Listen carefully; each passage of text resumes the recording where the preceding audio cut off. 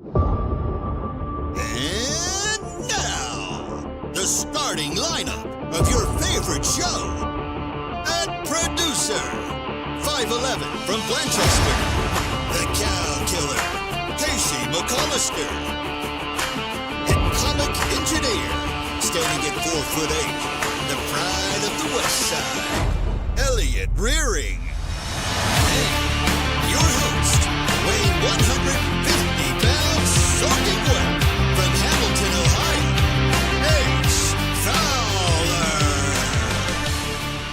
Hello and welcome in. Yo, yo, yo. Oi, oi, oi. However we want to do this, welcome in on a Wednesday edition of Off the Bench, presented by United Dairy Farmers. Whether you're listening over radio waves on 1410 Wing AM or right here in our YouTube chats, we thank you for making us a part of your day. We really do. We love bringing you guys content every single day.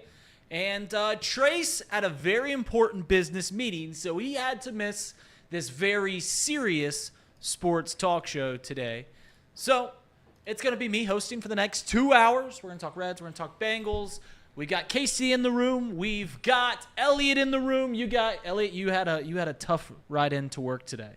Yeah, it's starting to get more consistent. Shout out to the construction workers on my route to work. It's already a 40-minute drive, but why not add 35, 40-minute construction zones and keep me waiting? So that was good. I actually got up pretty early this morning. I don't get in here at the earliest time, but today I was like, you know what? We're going to get there real early. I left my house right around 8:20, and I got in here at 9:40ish. 9:42. Tough.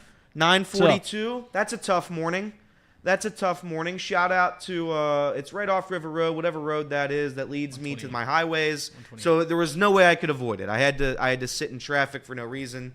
I do think it was because they are building a skyline. I think that was the cause of it. Oh, so once again, skyline ruining things in this city. That's correct. That's. Hey, I say that. Listen, I will delete that clip if Skyline ever wants to sponsor this show. But for right now, I'll say that the Skyline curse exists because the facts are right there. I'm sorry about it. I like both Skyline and Gold Star. I told my wife recently, I was like, hey, me and my wife both work an under 5-minute commute here. We live right across the river. We both work right here in downtown Hamilton. I said, if we ever move out of this spot, it's going to be a rude awakening for getting into it. Oh, yeah. I can get to work in 5 minutes. I can get to work like that, and it's very nice. I wish I had that. Actually every job I've ever had, it's been a somewhat decent drive, but this one takes the cake. 45 minutes, construction zones everywhere. Usually I hit multiple construction zones. Today was only one long one, but usually there's one right past Ross High School, and then there's one by my side of town. But today, again, I was blessed with just one 45-minute one. That was fun. All right. Well, let's dive in to this world of sports talk. And there's something I wanted to talk about. Listen, I know I get crap. Me and Casey get crap for when we host the show. It's a lot of NFL talk, but listen, that's what we like to talk. And we will get to the Reds game later on. But there's something that the Cincinnati Bengals did in the draft that I think more people should take notice for. And it's really kind of the mode of what the draft has become as a whole across the National Football League. Take a look at what other teams are doing, and you can see why the Bengals took the approach they did towards the draft. What did we hear last year? How bad is this defense? Man, we've got to figure out this defense. And what did the Bengals do with 2 of their first 3 picks? They took offensive players. They took a wide receiver. They took a lineman. And 2 of their first 3 picks. How does that help? We've got to focus on this is what the National Football League as a whole is doing. And the Bengals are riding that wave. And that's what they should do. Shouldn't always zag. Because the league is making it so that offense is what rules the keep. It's what rules the keep. The first half of the draft, for the first time in league history, was all offensive players. Look at what the gold standard of the NFL is. The Chiefs are doing. In their last 2 drafts, their first 2 picks, 3 of the 4 players they've taken are offensive players. What about another AFC contender, the Bills? Over the last 2 drafts, 3 of their first 4 picks, offensive players. who they've taken in the first and second round. Ravens took a wide receiver in the first round last year. Took a lineman in the second round this year. This is what the league is becoming. And this is why the Bengals should continue to go with that. It's not a fact of going against the grain. It's what the league wants. Every team wants to get more explosive. Look at the NFC North. 4 teams all think they can make the playoffs. 4 teams with bad defenses. The Lions is okay, but they had a bad secondary. All 4 of those teams with bad defenses, what did they do? Or not all 4. 3 of the 4 drafted an offensive player in the first round. It's an arms race. The league is becoming offense-centric, and everyone is following suit. The league itself, not just the teams, the league wants more explosive. You can't tackle a quarterback anymore. You can't check receivers over the middle of the field. More points on the board is what the product needs to be. And the Cincinnati Bengals looked at their team and they said, hey, I know our defense was kind of bad. And you could say what you want about the defense carrying the offense through those playoff games a couple years ago. But the simple fact of the matter is the reason that people think the Cincinnati Bengals can win a Super Bowl, the reason that before last year they were the second best odds to win the Super Bowl, the reason that after coming in last place in the division, they still have the 6th best odds to win the Super Bowl right now, it's because of the offense. It's because Joe Burrow. It's because Jamar Chase. It's because one more run with T. Higgins. And it's because, of course, Drew Sample, our Lord and Savior. But this is what the NFL is doing. These are what teams are realizing, is that if you want to win, if you want to compete in this league, you've got to look at the traditionally defensive teams. The Chicago Bears never had a good offense. All they did all offseason was help out their offense. They've got weapons. Everyone knew they were going to draft Caleb Williams. They also had a top 10 pick. Everyone's like, well, they should probably take a defensive player because he already solved getting weapons for Caleb. They took a wide receiver. The Patriots went heavy on offense. That's a traditionally defensive team. The Steelers, for the last 2 drafts, offense. It's just what the league is now. It's just what the league is. And there's no point in going against the grain because that's what the rules show, is that you should focus on your offensive side of the ball. Don't worry about the defense. And if it's week 6 and we're giving up 46 points per game, let's worry about it then. But for right now, I'll keep loading up on what is perceived to be the strongest part of this team. But I'll keep loading up on the reason that everyone thinks this team has the ability to win a Super Bowl. Casey, I know you hate this take. I mean, that is a terrible take because all those teams, like you said, they picked offensive players because their defenses were already fine. They were good. They were all top 10 defenses. Where are you going to add another guy at? I mean, like, seriously, the Kansas City Chiefs were 2nd in the league in yards allowed. Baltimore was 6th or 7th. Yeah. Buffalo was 9th. The only team that you listed there was the Detroit Lions, and guess what? They took a defensive player. They took a defensive player, and they had the 3rd best offense in the league. I mean, the Bengals had the 31st defense. Didn't all those teams have, like, weren't the Bills top 5 in offense? Weren't the Chiefs top 7 in offense? Weren't these good offensive teams too? The Ravens were top 5. These are just good teams, and they bolster up what is going to win in this league for years to come. Yeah, but that's because they've already got their defenses figured out. They've already got their defenses figured out. And the Bills, you can't even really look at the Bills. Their window has been closed. They shipped off everyone. They cut everybody. They had to completely offload all the money off of these huge contracts for these guys. So the Bills have their team figured out, have their defense figured out. They did last year. Well, yeah, now 6 guys are gone. And yeah, I mean, they didn't even spend a first-round pick. They had to trade back. They're basically in the middle of a rebuild, a mini rebuild, if you ask me. Yeah, they're still favored to win that division that has Aaron Rodgers and the Miami Dolphins, who won 10 games, and the Jets, who have a healthy Aaron Rodgers, they'll probably win 10 games. Simple fact of the matter is the reason that people think the Bills are good is because they have Josh Allen and they build around Josh Allen. The reason that people think that the Chiefs have a chance to three-peat for the first time since the 90s is because they have Patrick Mahomes. And they had a great defense. There's no doubt about it, but offense is what rules the keep. It's what continues to dominate this game. the only reason why the Chiefs even won the Super Bowl is because of their defense. Yeah. And the year prior was because of their offense, right? I mean, you have to have a good defense. You just have to. You have to have a good defense. But it's much easier to do. It's easier to build up a defense than it is to build up an offense. And that I believe. And that's what you're seeing. First round. Who's taken in the first round? Quarterbacks, wide receivers, linemen, and then edge rushers and cornerbacks. You don't see safeties and linebackers taken. Well, yeah, duh. You see edge rushers and corners taken. Right. Well, more valuable positions. But. Right. And there's 3 offensive positions that we named, 2 defensive positions we named.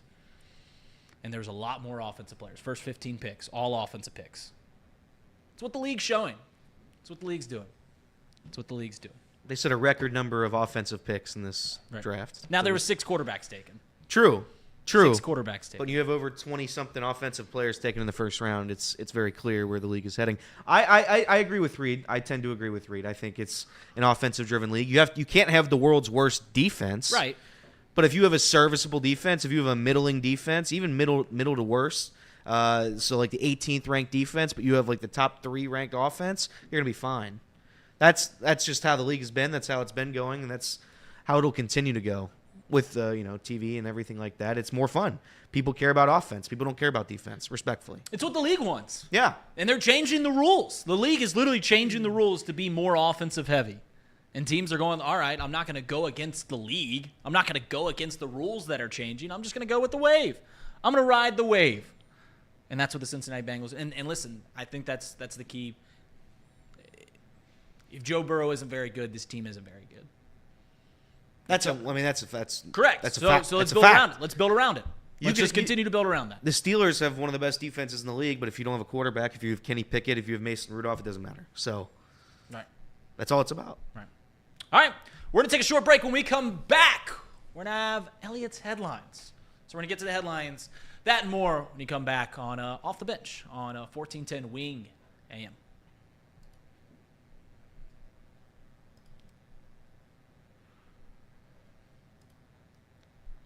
All right, welcome back to Off the Bench, presented by United Dairy Farmers. Ellie Rude, take us through the news. Yeah, so usually I get here nice. I get here nice and early, and then I write my headlines. I look at all the sports. I did that today from my car. I did that in my car, waiting in the traffic line. My car stalled several times during that span, but that's okay. That's okay. It's a beautiful day. It's a beautiful day. The Reds, they lost 6-4 against the Padres last night. For those of you who did not stay up, defense was the story. I don't know how many times we're going to have to yell at the defense or criticize the defense because they're truly the worst in Major League Baseball. I don't know how many routine plays this team's going to be able to not make throughout the course of the season, but it's tough. 3 errors is what they were given yesterday. I'd argue there should have been at least a 4th. And that 4th being Jonathan India making the world's worst decision to go to home about 15 seconds too late. But nonetheless, 3 were recorded. The Reds lose 6-4 to the Padres. Nick Martinez, he went 5 innings. He struck out 3, gave up 6 hits, 5 runs. Only 3 of those runs were earned. Candelario, though, we slander Candelario, and then boom, back-to-back multi-hit games, and that includes a home run tonight. Last night, a home run last night. Fairchild, a guy that I've also slandered, he also hit a home run. Shout out to Stu Balls. He had a good game. Pagan's inning. For those of you who didn't see it, Pagan came in relief around, I think it was the 8th or the 7th. I'm forgetting right now at the top of my head. There was about 3 straight balls called when they should have been all strikes. They were all in the zone, at least it appears. The 4th one, which he threw in the same exact location for a 4th time, the umpire did give that one a strike. After the inning, Pagan got out of the jam. He walked over to the dugout, and David Bell came out and was very, very furious. He talked to the home plate umpire, got in his case, and it is the 28th career ejection for the manager, David Bell. So shout out to our guy, David Bell, leads the league in ejections. Justin Wilson, he adds to the long, ever-growing list of injuries and illness suffered by this team. I'm not going to complain about it. I'm not going to sit here and get down in the dumps about it.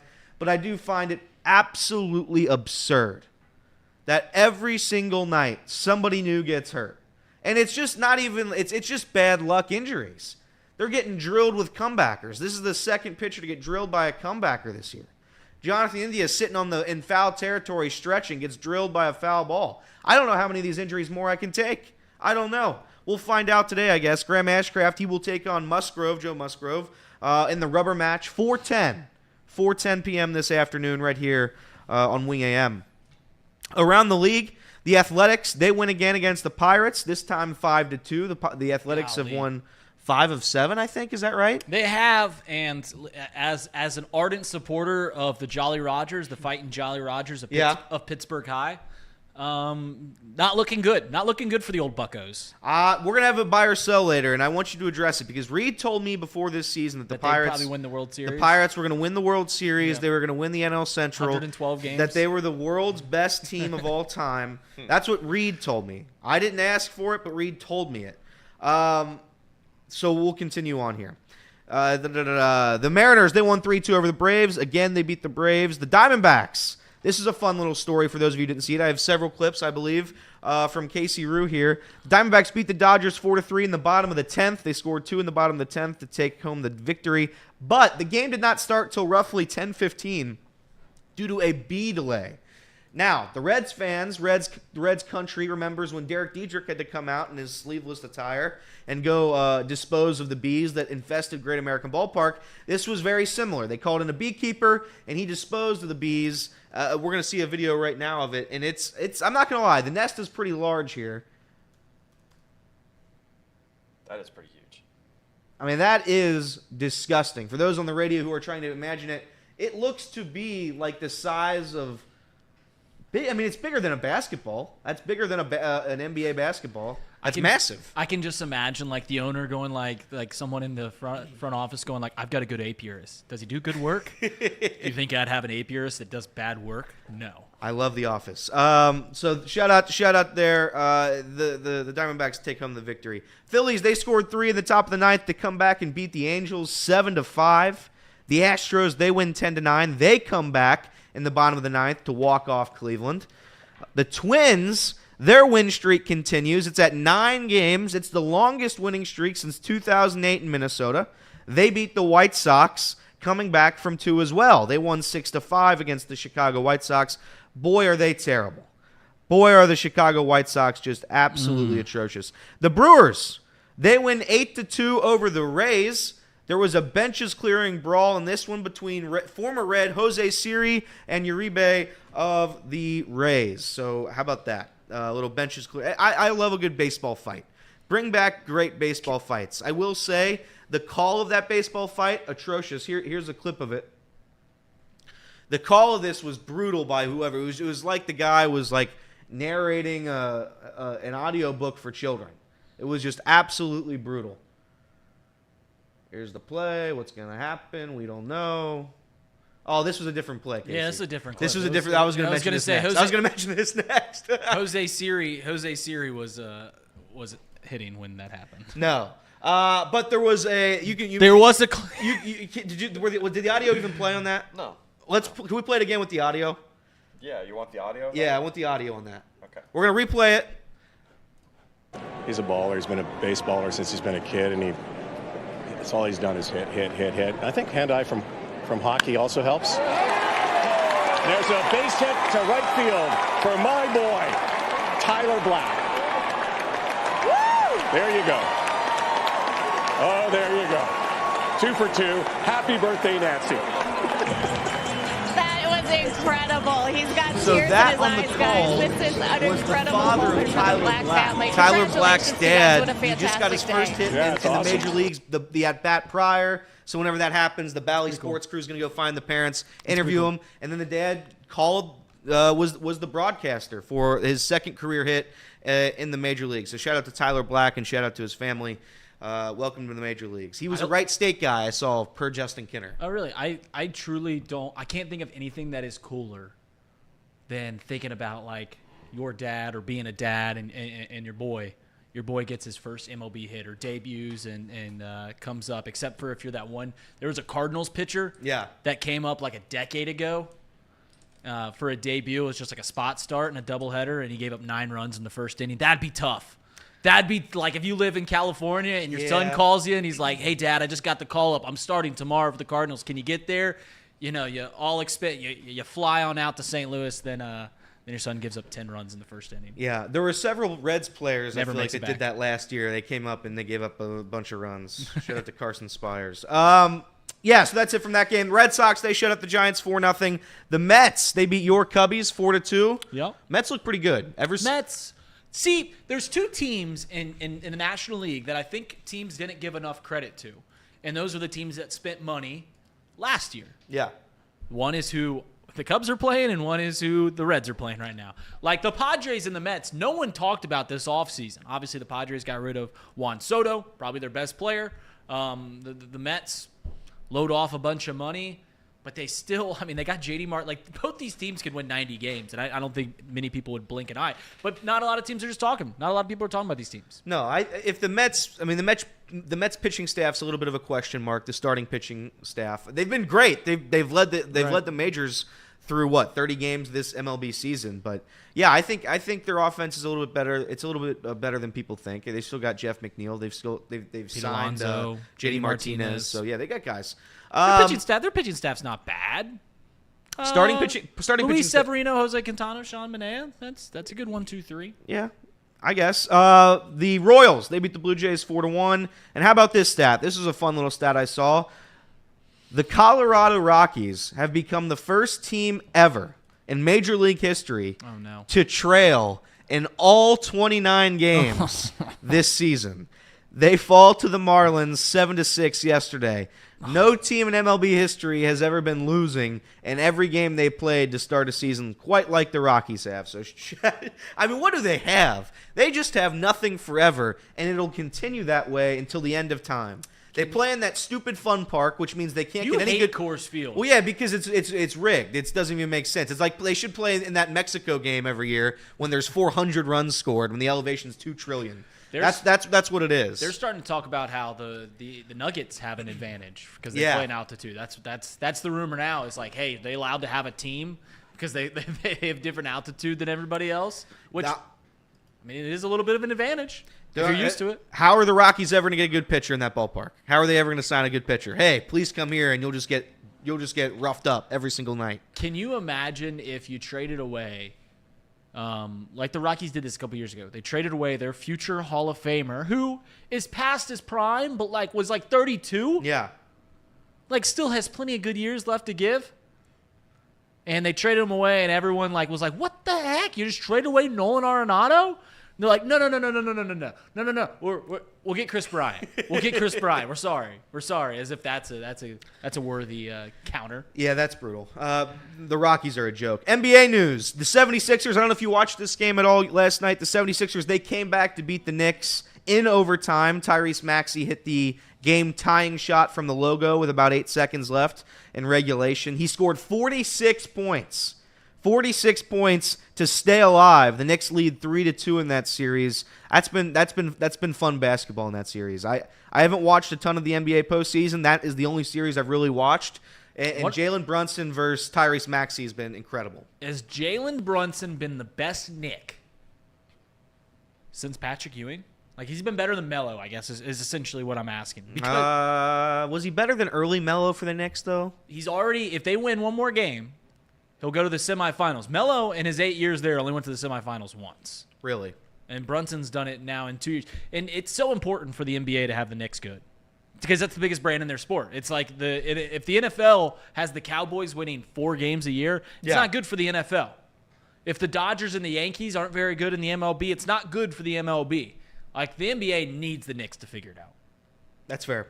It's hard to argue against that. I don't know who else it would be. So, that's a fun series. The Cavaliers, they win 104-103 to take a 3-2 series lead over the Magic. Banchero had 39 points, and Mitchell had 28 for the Cavaliers.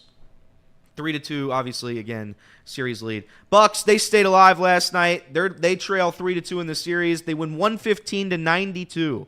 Chris Middleton and Bobby Portis each scored 29 points to help the cause. In NHL, don't watch any NHL. I really should watch it. But the Maple Leafs win 2-1. They stay alive in their series with the Bruins. The Bruins the Bruins lead that series 3-2. The Islanders have done it again, this time to be eliminated. They've given up 2 goals in a span of 7 seconds twice. Twice in this series. This time they get eliminated by the Hurricanes. Hurricanes win 6-3, win the series 4-1. The Avalanche, Casey's Avalanche, they win 6-3 and win their series against the Winnipeg Jets. Is there a more forgettable franchise or city in Major League Sports than Winnipeg? I'll give you a I'd dollar argue- if you could if you just give me a region of Canada. Like you can say east, west, north. Like where do you think Winnipeg is? I'm going to say Winnipeg is in the west. It is directly in the middle. Really? It's like directly north of Minnesota. Is Winnipeg nice this time of year? I would argue, Canada's not so bad. It's cold. It's cold. It's cold. And last one before we go to break here, the Predators. So they stayed alive. They trail 3-2 in the series. They won 2-1 last night. So those are your headlines in sports. All right. Thank you for the headlines, Ellie Rue. We're going to take a short break. When we come back, we're going to talk a little bit more about the Reds' loss to the Padres yesterday. It wasn't a game that they were necessarily supposed to win, but it left a sour taste in the mouth because of the defense that persisted on the field yesterday. We'll talk about that when we come back on 1410 Wing AM.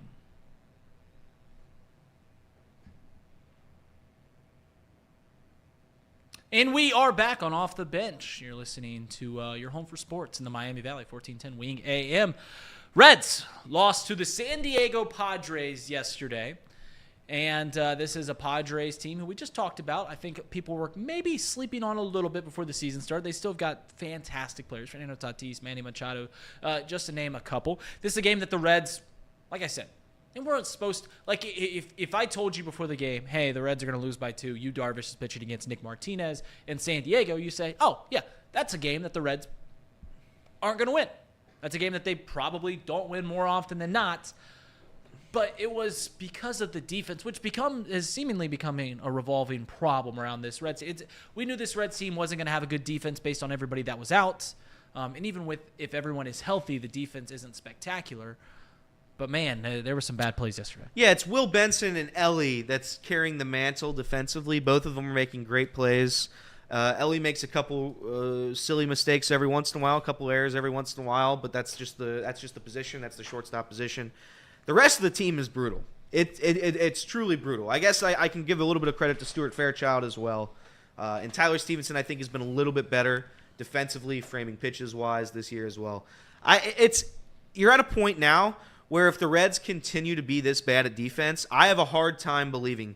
You talk about tiebreakers and close, kind of like if in a close wild card race, the Reds are a game out. This defense is going to keep you out of the postseason. This is going to keep you out of the postseason. If the offense continues to struggle, then we're going to have a whole different issue. But right now, it's the starting pitching and it's the bullpen versus the world and Ellie De La Cruz. But yeah, I don't know where to start really because, and you kind of said it, that game I didn't expect to win. Nick Martinez versus Yu Darvish. Correct. It's a throwaway game. This is also something that I think about sports fans a lot. Like, we set expectations and then we watch what happens and we watch the game or the season unfold. Yeah. And then we don't like it. That's what I was telling you guys last week when we were arguing about over the next 30 games if the Reds go under 500. Are you okay with that? We can say we're okay with it before it starts. Yeah. But as it's happening, it doesn't feel very good. No, and last night's game is a game that was winnable. The Rangers series was winnable. They didn't get blown out. You're staying within, I call it Grand Slam range consistently. A Grand Slam range means you can pretty much come back in any inning. I know it's unlikely, but that's how I see it. Anything outside of Grand Slam range is a blowout, and you don't have a chance. But when you're consistently within that range, you're able to put up. Last night Candelario, Stuart Fairchild hit 2 home runs in the same inning to put the Reds back within 2. You play better defense in that game, you win the game. Those are two home runs to probably take the lead. 3 errors were counted. Spencer Steer, God bless him. God love you. I'm gonna try to be very nice to Spencer Steer right now because Spencer Steer offensively is great. He struggled lately. Don't get me wrong. He struggled mightily lately. He is the ideal DH. He doesn't maybe have the power that a DH would normally have. but he can certainly get on base. He can get hits. He can get clutch hits. That's what Spencer Steer is offensively. Defensively, we have a problem. Defensively, he's legit a middle infielder that you throw out in left field. The Adam Dunn type of outfielder. Not good. You're just there to be a warm body. And I know it's not really his fault. Trace tweeted it last night, and I agreed with it. Half these guys are being forced to be in positions they shouldn't be playing because of the injuries to this team. And that's a fact. Maybe Spencer Steer was always going to play left field, but I'd argue he'd probably see more DH work had we had a healthy roster. We don't. The injuries have destroyed and dismantled this team. That's a fact. Right. You can say it's not an excuse. You can say an excuse. Whatever you want to say about the excuses, the injuries have been a problem. Can I apologize? Yeah. Can I apologize? Listen, I'm talking to you guys. I'm talking to these Reds fans here. I maybe got a little too defensive when I said everyone has injury problems. Like, listen, it's one thing to have injuries. It's a 162-game season. Everyone has injuries. What's happening to the Reds is just it is a shame. What was once thought to be a strength, and it was a strength, the depth of this team. Don't get it twisted. That wasn't a facade. That was a strength of this team. 100%. And even with that, they have been completely ravaged. I texted in our group chat and shout out Nick Kirby. His wife just had a baby. Baby and wife are doing great. Yeah, shout out Kirby. Shout out to Nick Kirby. But I say that because he had time to respond to my text last night. Ian Jabot, TJ Friedel, Matt McClain, Sam Mole, Frankie Montas, CES, Candelario, Fraley, India, Stevenson, Williamson, Wilson, Alex Young. You can add Jacob Herbtuiz. All of these guys, all of them, injured at some point, injured or sick or whatever you want to say, missing games. That's that's the whole team. We're listing off the whole team. Mm-hmm. And if I'm going to be completely honest, I'm horrified with what would happen if Hunter Green or Nick Lodolo goes down anytime soon. We're going to knock on wood. I'm going to say it's not going to happen. But they're carrying the load. The starting pitching staff is carrying the load right now. We can't lose any more people. Justin Wilson, as soon as I saw him take that comebacker off his knee or shin, whatever it was, I knew he was out of that game. I knew there was no chance. He was doing his damnedest. That was a guy who was trying to tough it out, and he just couldn't do it. He threw one pitch in the practice, and he just walked straight to the dugout. This is tough, man. And so I say all this saying you have guys like Jonathan India at second base, and I love Jonathan India. Love him. I think he's better than what half this fan base says he is. He can't play second base. It's a position that, if I'm going to be completely honest, as somebody who played second base, not at a high level, I'm not going to compare myself to a major leaguer, know that. But it's not a difficult position to play. If you had to rank the most difficult positions on the field, second base is towards the bottom. It's in the middle. It's towards the bottom. Well, let's rank them. Shortstop's one. Shortstop's the hardest. I would say center field and third base. I'd say catcher is probably the hardest. Oh, those three are the next three, yeah. Right? It's shortstop's the hardest, then center field, third base, catcher, right there. Right? So that's four. Yeah. I'd argue right field or second base is next. I'd argue that's in the middle. I'd argue the outfield is more difficult, but that's to each their own. Everybody can have their own opinion. But anyway, the point being, Jonathan India's defensive liability, his mistakes, they got to stop. The issue is, unfortunately, they can't stop because we have no more bodies. We're running out of bodies here. If every guy gets hurt, we're going to have nothing left. We just have nothing left. We have guys playing positions they shouldn't be playing. Spencer Steer isn't a left fielder. He should not be playing in left field. That's abundantly clear. Abundantly clear. The issue is he has to play every day. He has to because of his offensive capabilities. He's very good offensively. But yeah, I look around right now, and if this is a bona fide playoff team, then defense I'm not too concerned about. If this is a team that I think is easily going to win the division, they're going to make the playoffs, they're a 90-win team, 92-win team, then yeah, I'm not going to sit here and worry about the defense too much because I know they're going to be good. They're not that. If they're going to win 84 to 85 games is my projection, and if that's the case, they're going to be right at the end of the wild card race, right, fighting for the 7th seed or 6th seed. And if that's the case, these games like last night when the defense is single-handedly taking you out of the game, that's going to come back to bite you. The good part is that several players that are out, when they come back, it improves the defense, right? Matt McClain, is he going to play this year? Maybe at the end, right? Maybe. Is Matt McClain going to play this year? Matt McClain, sure. Maybe. The answer, maybe. If they're playing, if they're competing, then yes, he will probably at some point. I don't think you're going to see Matt McClain, TJ you certainly can't bank on Matt McClain coming back. TJ Friedl, when he comes back, is an improvement to the defense. Noel V. Marte, when he comes back, is an improvement to the defense. Those things are true. So there's one play that I don't know if what you guys thought of this. I didn't stay up and watch the game. I watched the highlights this morning. I watched this play from Jonathan India. He made a couple plays. You mentioned the steer plays. Do you think he should have caught this ball? This is a blue pit for those on the radio. Jonathan India took one of the worst routes I've ever seen. Yeah, the 100% should make that play. Like a good second baseman makes that play. It's almost like he ran in a circle. I don't know. Yeah, he's a bad defender. He's a bad defender. I try to defend Jonathan India. I try to do it. I'm the captain of the fan club, and he's the captain of our team. But this is a ball that needs to be caught, you gotta catch that. and he's not close. Yeah. Like if he's running over his shoulder and he tries to and he gets the glove on the ball, you can make the argument, yeah, he should have caught that, but he got there. He didn't even get there. Right. And this is what the one Spencer Steer play where he dives and he looks like he's walking to the ball. It's brutal to watch. It's brutal to watch. The team, a major league team, should not be this bad. It shouldn't be at defense. It's almost hard to do, to be that bad at defense. But they certainly are. Now, there's guys like Elly De La Cruz who offensively is carrying the torch. Like I mentioned, you have the bullpen and the starting pitching that's carrying the torch. But at some point, we have to make group team plays. And the defense has been better over the past couple weeks. It's improved a little bit. Last night, you lost it all, and you lost the game because of it. You played more baseball than I did. I can't imagine what the pitching staff thinks when you go out there and you're like, nobody's behind me.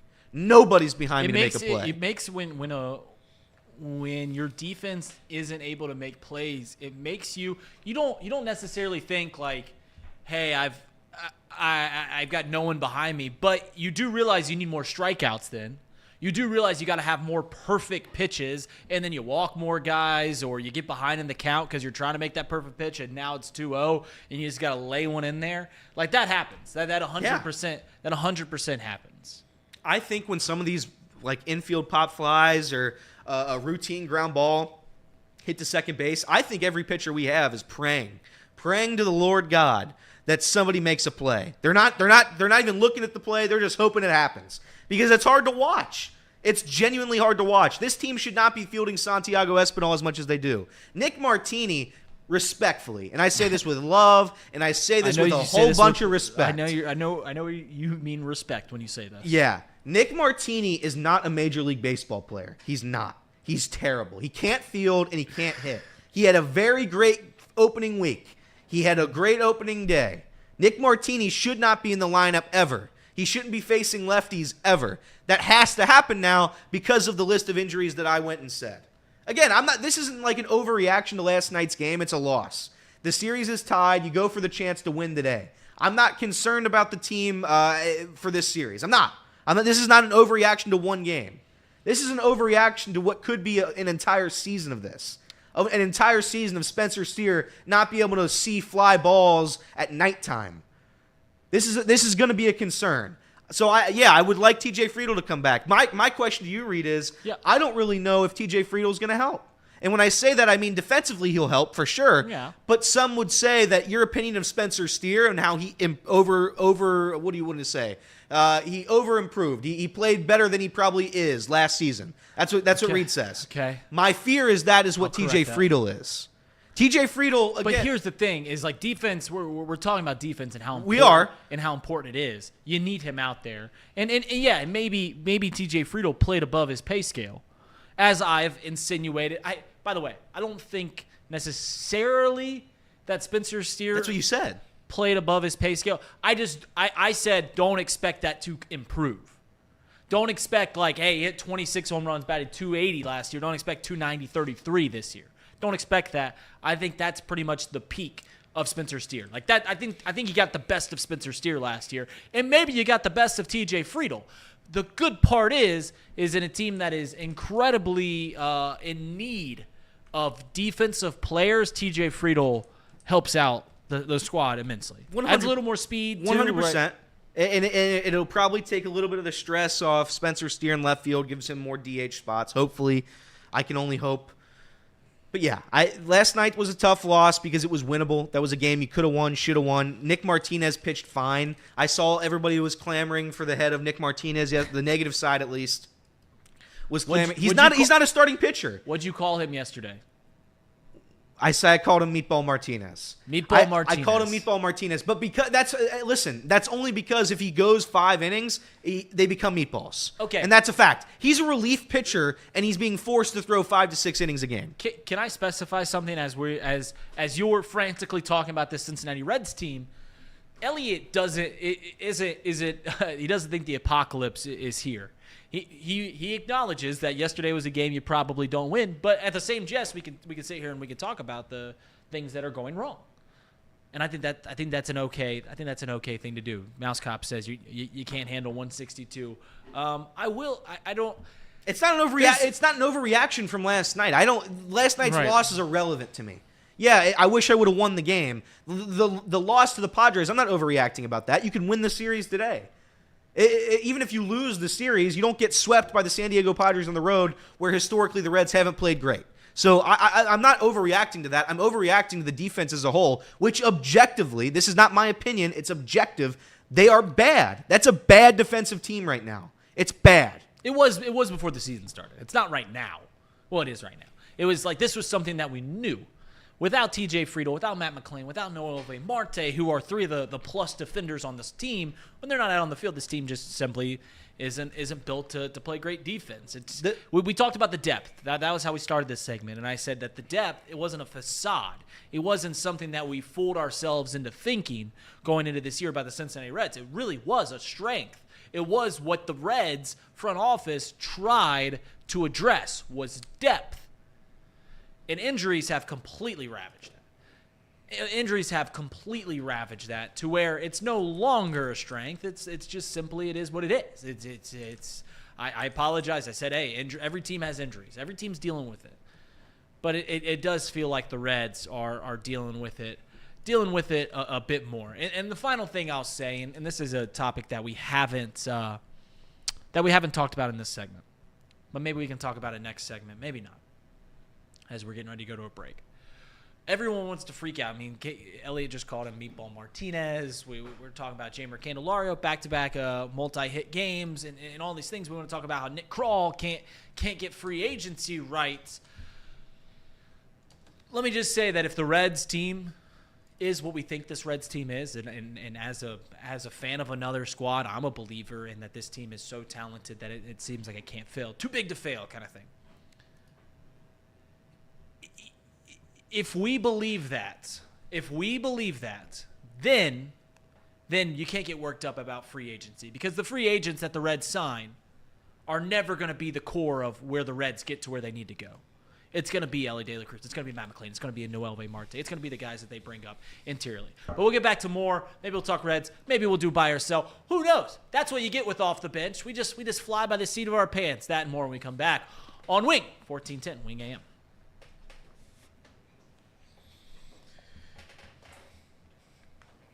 Welcome back to Off the Bench. I'm Reed Mouse, joined along here with Casey McCollister. Readeroo. Elly De La Rue, as I like to call him from time to time. Right. Listen, there was a time when Rue wasn't said on the show a whole lot. Now it is. Now everybody says Rue. Now it is. I like being called Readeroo. Everybody's saying that I think the sky's fallen. Brian B said I only talk about the Reds for a minute when they win and 40 minutes when they lose. Sure, I listen. Nobody's calling me a rational fan. That's not what I've been called in my entire life. You have been called an unserious thinker one time. I was called an unserious thinker. Whatever the hell that means. I was considered an unserious thinker. But yeah, I'm again. This is not a concern over last night's game specifically. It's over the course of a season when you have guys like Jonathan India and Spencer Steer playing consistently at their positions. Their positions should be occupied by people who can play them. They cannot. Jonathan India cannot play second base, and Spencer Steer, God love him, cannot play left field. I've seen too much. I've tried to defend both of them, and that's okay. Here's my concern, and you mentioned it right before the break. There was a chance where this front office could have addressed some of these issues. Now, regarding Jeimer Candelario, I would argue that he was at the time was not a need. You did not need to get Jeimer Candelario. Obviously, it looks great now because you need bodies in the infield. But I will say this, you could have addressed the outfield during the free agency. You could have. We could have got Jorge Soler somewhere. I know you could have. Well, you don't remember that the idea was that Jonathan India helped the outfield. Correct, at the time. That was going to be the addition to the outfield because they put so many pieces on the infield. They say, hey, Jonathan India, who, by the way, doesn't play the infield very well. Yeah. They said, hey, we'll move him out in the outfield, and now we have a rotation out there of some good defenders and some good hitters.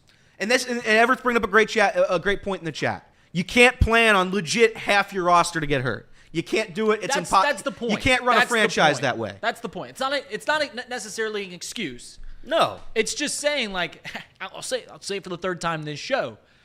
The idea, because I feel like some people in Red's Twitter are making fun. Remember when we thought that depth was the feature and it of was. this team? It truly was. It was. But it's completely been ravaged. This team cannot be good if Ellie De La Cruz, CES, Spencer Steer don't work out. It's just it can't work. They are the core. They are the Jose Altuve, Carlos Correa. They are the Ronald Acuna, Ozzy Albies. That's what they are to us. They need to be good. They are the best players on the team. You sign free agents to come in and help them. I'd argue at the time Jeimer Candelario wasn't a great signing because, again, at the time, you had a ton of infielders. Where was he going to play? Maybe DH, maybe third base, maybe first base sporadically. But I would have liked to see them address an outfielder. And I'd like to see them at this point right now. I don't know who's on the free agent. I don't know who's on the free agent market, but so you have to fix this. Nick Martini can't be playing games any longer. Nick Martini has a hit in 4 of his last 7 starts. But he's hitting 160 over his last 2 weeks. I know. So let's cherry pick some more. He's hitting 160. I'm trying to bring positive spin. Let me bring positive spin. It's what I do. Here's the thing. If you guys don't get Jeimer Candelario, who the heck plays the infield? Who the heck's No, I'm not even talking about. I'm not talking about Candelario right now. No, I'm saying like if you guys got an outfielder instead of Candelario. Correct. We'd be talking about the same thing. Correct. On the, I'm talking about right infield. now. I'm talking about right now. I'm saying the Reds should look up who is available on the free agent market and hopefully sign somebody. Bubba Thompson and Nick Martini are two wasting bench spots that shouldn't be occupied by those two. Can't happen. At a major league roster, there's like the bottom 4 of this team. It's almost uncompetitive baseball. I say that with love and I say it with a lot of respect. A lot of love and a lot of respect. If I was Nick Kroll, which I am not, if I was the Castellinis, which I am not, I would be looking out right now to sign somebody to help this team because they are being ravaged by injuries, and that's a fact.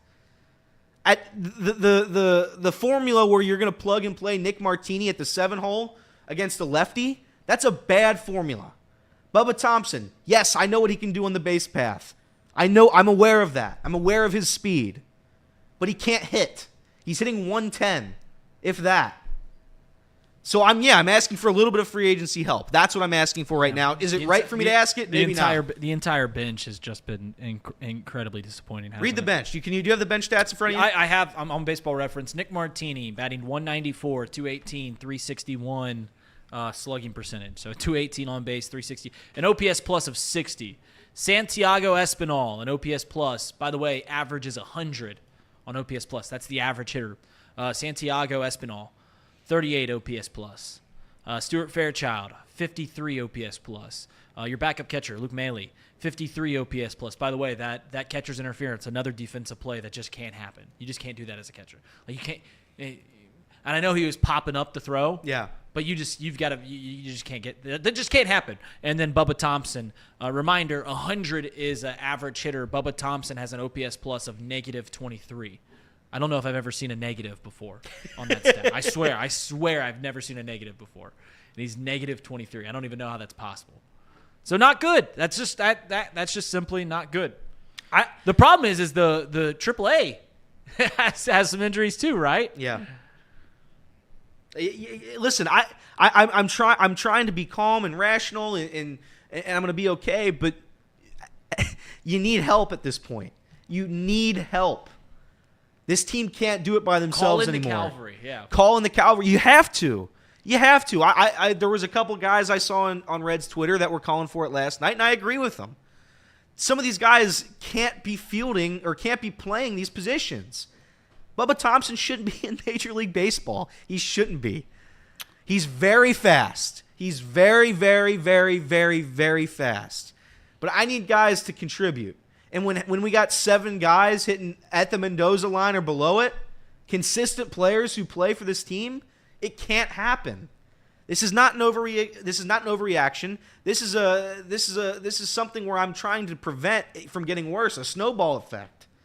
The defense probably won't get better, but the offense I think can get a lot better. That's what I think can improve. And I think Nick Kroll and the front office, they have a chance to improve it themselves if they wanted to. Yeah, that's the thing about the defense is you just plug your nose and pray.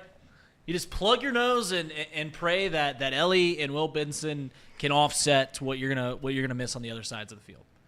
I have firmly believed the Reds can not only win today, they can win this series. They can win this series this weekend against the Orioles.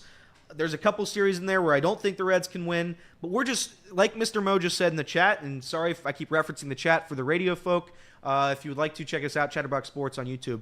But you got to tread water. And I know I made the buoys afloat. I know I made the overreaction or last week that I think being a few games under 500, Right. It shouldn't be the expectation. I still stand by that. This team is 16-14 with all the injuries, with everything they've been through. Good. I know it sounds like the sky is falling. Trust me, guys, it is not. Tough stretches ahead. Are they still in the playoffs if it ended right now? They were coming into last series. I don't know if they still are. I don't know. But so the team's not dead. Everybody's fine. We're gonna do okay. I'm just saying, going forward, they are still in the playoffs. Yes, they are. Yep. Okay, so we're in the playoffs. If COVID comes again, we are in the postseason. You'd be the 7 seed. We'd be the 7 seed. That's fine. That's great. You'd be playing the Chicago Cubs in a wild card series. Man, that would be unfortunate.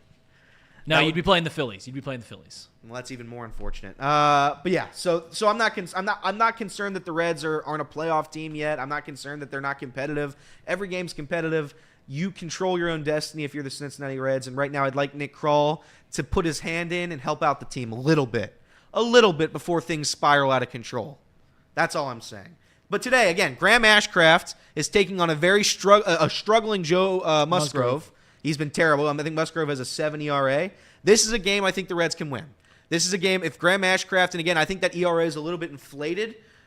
He's been going longer into games, and I feel like several times the last inning he's in, it kind of falls apart a little bit. I think that's why. But he's been great for the first 4 innings, 5 innings of each outing. So this is a game you can go out, you can win in San Diego. It's a get right game because you're off tomorrow. You get ready for the Orioles at home. Too. You take a series. You take a series in which a game too. You play pretty poorly in the field. You're playing a team that honestly isn't playing their best baseball, but they're still incredibly talented. You're on the road. You're out west, as Elliot likes to point out. Hasn't been very good. I will point out. I'll defend. I guess Kirby, who said that that's maybe an overreaction, and I think I agree with that. I think I agree that it's an overreaction that the Reds just go out west and they always suck. Because to be honest, it's just they've sucked everywhere. I'm sorry, they have. Like if they go out east, right? What's the we always say, oh, when they go out west, they don't play well. What's their record against the Mets and the Phillies and the Braves? Like when they go east and they play NL East, is it good? No, you just don't remember because they don't play at 10 o'clock at night. I think we play good against the Marlins. I think we got them. If you probably play pretty decently against the Rockies. You are an outside observer. Some would say a hater. Would you say I've been very good about not saying hating things until this show. Until that last part. And I say that, I'm sorry, I take it back. But I'm just pointing out through 30 games as an outside observer, would you say this team is playing above or at or below expectations? I think they are playing below expectations. I think that they are much better than the way that they are playing. I agree. I think that the injuries have done everything. And that being said, they still currently sit in a playoff spot. That's correct. Over a month into the year. Seems pretty good. Listen, you were right too. I think again overreaction, Elliot. For the first 15 games, I said Spencer Steer was going to be the most consistent player this season for the Reds, maybe the best. Reed's like, no, Elliot, you're wrong. You're an idiot. It's going to be Ellie De La Cruz, and the fact that you don't see it is mind-boggling. And I'm like, no, Reed, it's going to be Spencer Steer. I know what I've seen. I'm wrong. Hand up. Right now. Let's wait. Well, and see. Yeah, but I like the guys. Let me lay out the guys that I like from the Reds that I think that the Reds are going to be really. I've always been a big supporter of Elly De La Cruz. I know I've made a couple offhanded jokes in the offseason about how he's got a Swiss cheese bat. I got to do my troll thing, guys, too. As I've said before, the Reds are everyone that I like, love, and respect as a Reds fan. So I don't hate the Reds. I feel like when I do the trolling thing, it's like fun, it's lighthearted. Your Reds trolling is fun and lighthearted. I feel because I do like Reds fans, and I love going down to the Great American Ballpark. I just like a different team. I've always been a big supporter of Elly De La Cruz. I think that was all way out of blown. I've always been a big supporter of Tyler Stevenson, and I think the reason is because I was a catcher, and Tyler Stevenson's got far too good of a bat. He's too athletic. He's big. Like I just really like Tyler Stevenson. I didn't think that what you saw 2 years ago, whenever it was when he batted .325, I didn't think that was a flash in the pan. I think you're going to see a pretty good catcher for years to come out of Tyler Stevenson. I think, and especially because the catching position defensively is becoming less and less valuable because of pitch comm. Like no longer catchers are calling the game. Yeah, pitchers call their games, and I know sometimes catchers do, and I don't know what the makeup is for the Reds, but that's becoming out of an element. That was a part that when I caught, I felt like I called a really good game. That's why the coaches trusted me to call games. Also, we talk about framing pitches. By the end of Tyler Stevenson's career, it won't matter how you frame a pitch because there will be an automatic strike zone. It won't matter how it looks to the umpire because it doesn't matter. You're just catching the ball. You're just making sure it doesn't go to the backstop. I think Tyler Stevenson was a guy similarly to Jonathan India that I think the fan base, and that includes myself, has written off a little bit after what happened the last season and maybe the season prior. But he is a guy that you need to be good. He is the catcher of the future as of today. And I do believe that he can be that. I'm not a Tyler Stevenson hater. I think Tyler Stevenson is a damn good player. I would like his offense to improve, and he's been hitting the ball very well. He's been hitting the ball very hard. So he's got like a 112 OPS plus. If you have a great hitting catcher, that is the equivalent of having an elite tight end. That's the equivalent of having an elite tight end in the NFL. And the reason I say that is because there's very few of them. There are very few elite hitting catchers to a point that when you get one, you're so far ahead of the eight ball. Like if there's 30 starting catchers, there's 5 great hitting catchers, and then there's about 25 or 20 mediocre catchers, then there's 5 terrible catchers. If you get an elite hitting catcher, you put yourself ahead of the eight ball. Do you think he's been the most improved Red so far this season? Elly De La Cruz, it's hard to really improve upon what last year. I'd say Elly has improved, even though it's what he did last year was great. I think he has. I think he stepped up his at bat. So my answer would be Elly. De La Cruz has by far been the most improved. I think his plate discipline's been incredible. No, yeah, I agree. 100%. And you want to talk about forecasting a great hitter? The number one way to forecast a great hitter isn't his batted ball percentage, isn't how well he puts the bat on the ball, isn't how hard he hits the ball. It's how good his plate discipline is. The reason that you could look at 19-year-old, 20-year-old Juan Soto and say this guy's going to be a Hall of Famer was because of how great his discipline is, his plate discipline was. The reason you could look at 22-year-old Joey Votto and say this guy is going to be a perennial all-star, future Hall of Famer is because of how great his plate discipline is. When you get on base at a 40% clip, you are an elite of elite player. It doesn't matter how hard you hit the ball. You're getting on base 40% of the time because of walks. So, like, if the fact that Elly De La Cruz is having much greater at-bats, that's the reason I really like Will Benson. That was the other Red that I really like. Every time that I'd watched the Reds last year, I was impressed by Will Benson's at-bats. And I'm getting more and more impressed by Elly. Elly De La Cruz struck out on a bad pitch yesterday. He got rung up on a ball. And he was upset about it because he knew that was a ball. His plate discipline is incredible. Elly De La Cruz is by far the best, most improved player. We're going to step aside. When we come back, we're going to do Buy or Sell, MLB edition. We're 1 month into the season. We'll be back on 1410 Wing AM.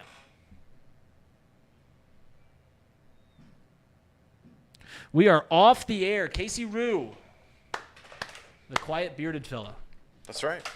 How are you? I'm doing all right. I'm a little tired.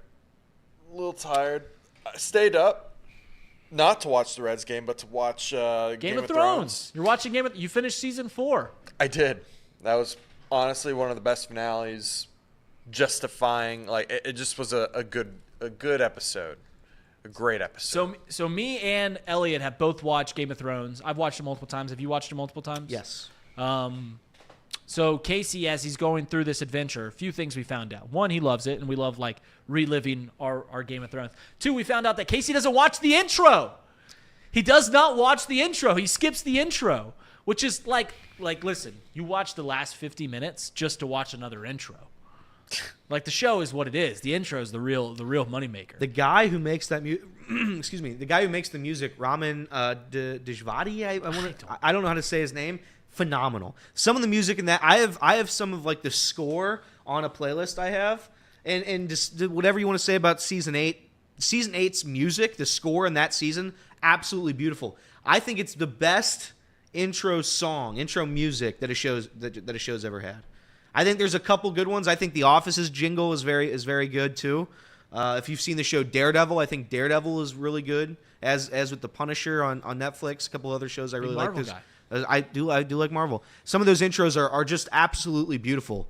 But I think Game of Thrones, you not watching the Game of Thrones intros, wild. Jordan says the intro shows you where you're at, Mr. Mo. You don't watch the intro. Literally, it's like the spark notes before the episode happens. It's like, oh, where are we gonna go this episode? Well, listen, who's controlling what castle? Like, where are we at? I didn't find out this info until Which is crazy. Yesterday. Like we watched the intro the first time, and we're like, oh, that's a pretty cool intro, and then we realized it's the same intro for every episode. It's not. But we didn't know what it was doing. It always goes to King's Landing first, or something like that. Pretty sure. But regardless, you should watch it. Yeah. Regardless, I told my wife about this, and she does not care. So. Well, I don't care about your wife though. Get us through the ads. Yeah, getting us through the ads. We got an email about one of our ad reads, by the way. I don't know if you saw that. Yeah, we're doing fine on that end.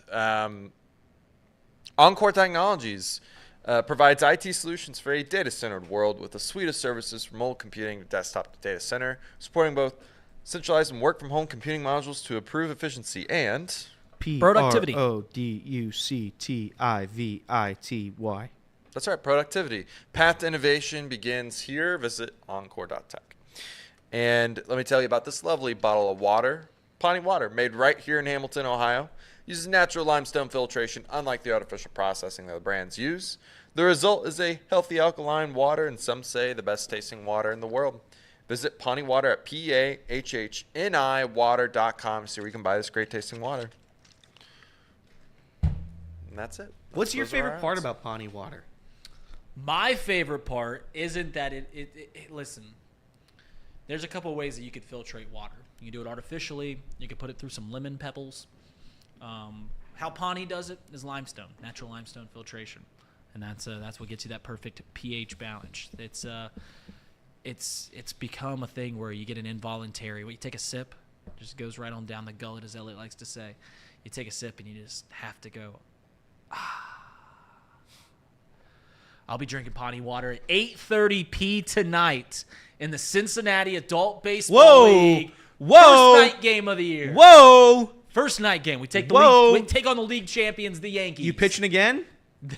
I was gonna say dude, that hasn't. I don't know if that's been 5 days rest. I picked up my dog. I made a TikTok last night where I had to pick up my dog. I made a TikTok.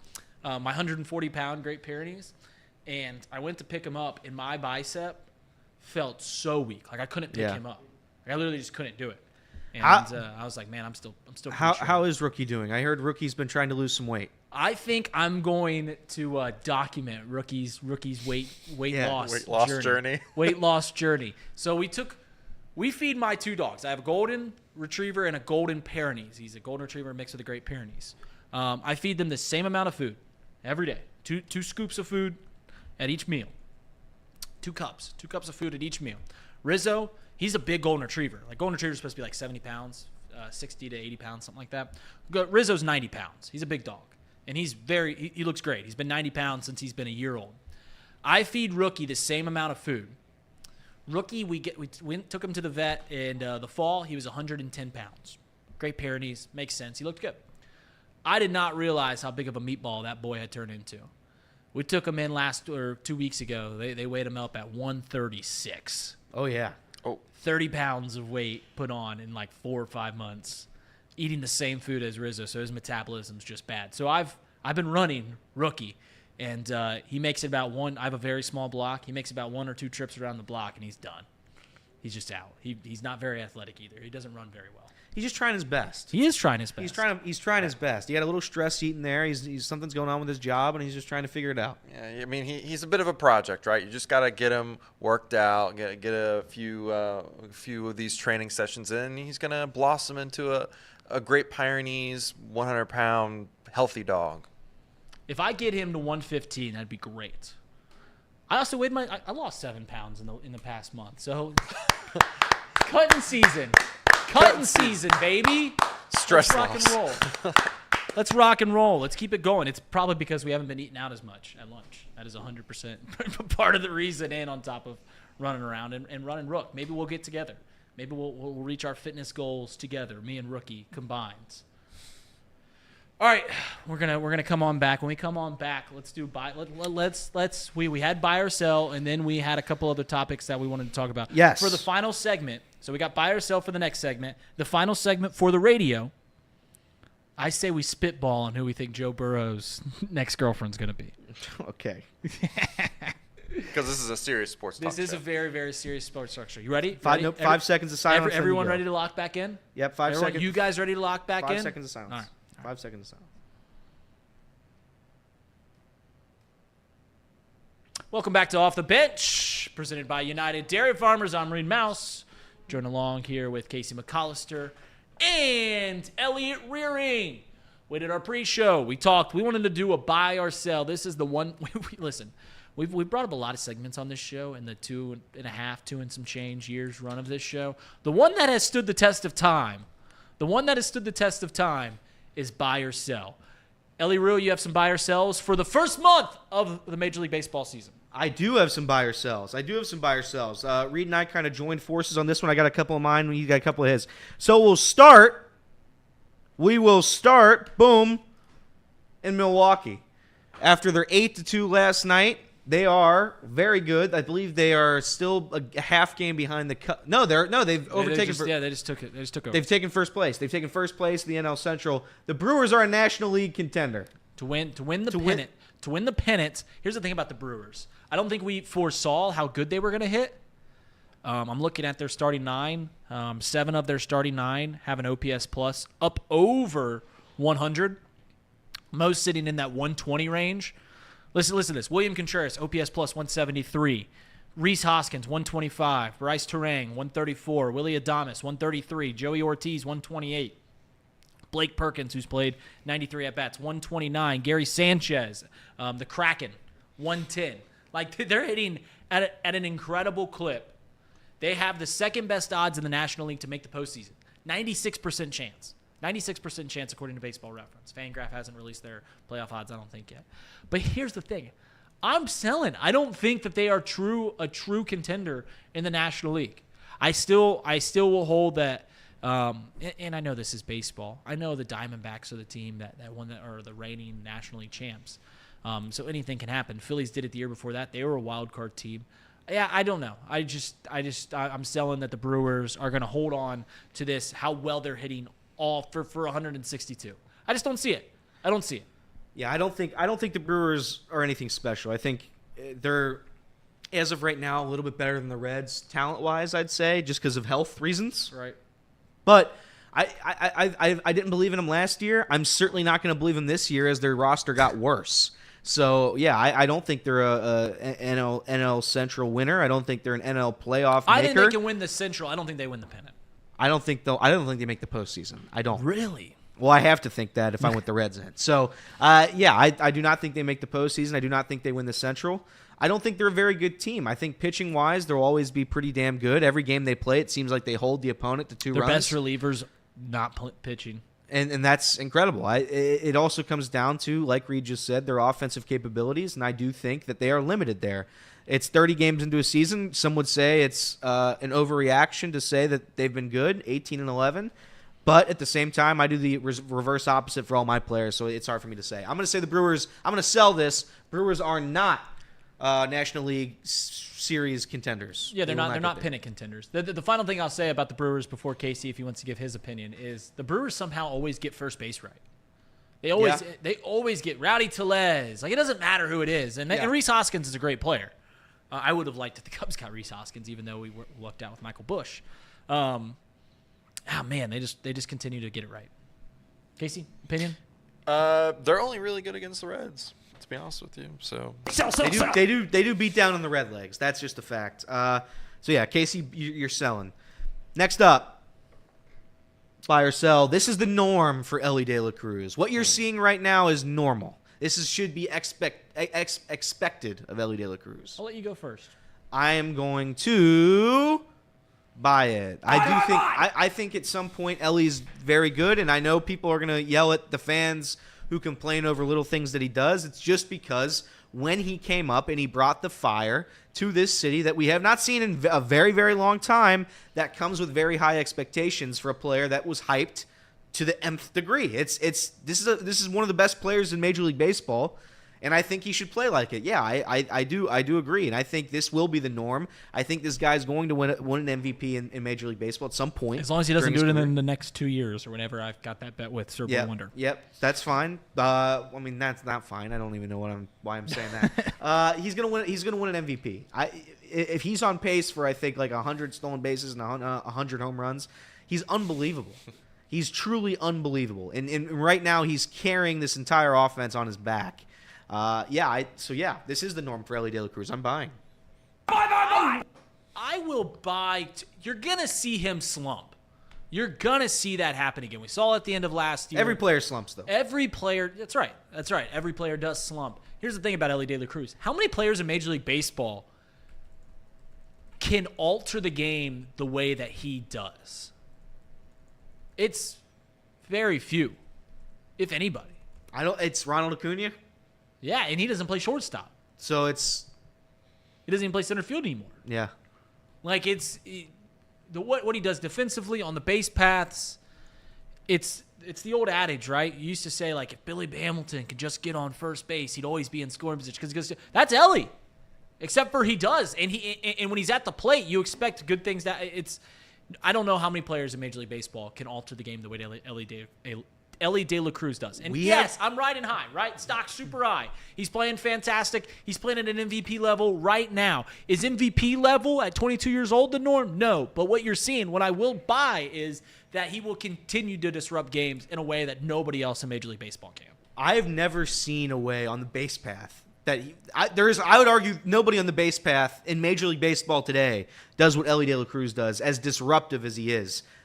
We've scored 3 times this season on the Little League play where the guy from first stops in the middle of first and second, and then Elly just sprints home because they have no chance. He makes guys with the three pitch over rule that the MLB implemented. He's gotten to second based on balks or whatever you call that rule. Shout out those rules, the bigger bases and the pickoff rules, because I remember when they implemented them last year. I was like, how much is this going to change the game? Obviously, people knew the pitch clock was going to make it short. The Manfred, all these rules that you could see directly affecting the game. The bigger bases and the pickoff rule, you're like, what? What do they do? And they've been phenomenal. Can I ask you this? Do you think, because I think Trace tweeted this one out too yesterday, do you think that if a player slides to the bag, like he's stealing second, and he slides off the bag, that he should still be credited with that bag? So here's what I used to disagree. I used to say, because like we have instant replay now, and you see this a lot with a pop-up slide, right? Yeah. So he slides in, tags a second late, dude pops up, right? Yeah. And when he pops up, his foot comes off the bag by this much. I'm pinching for those listening to the radio.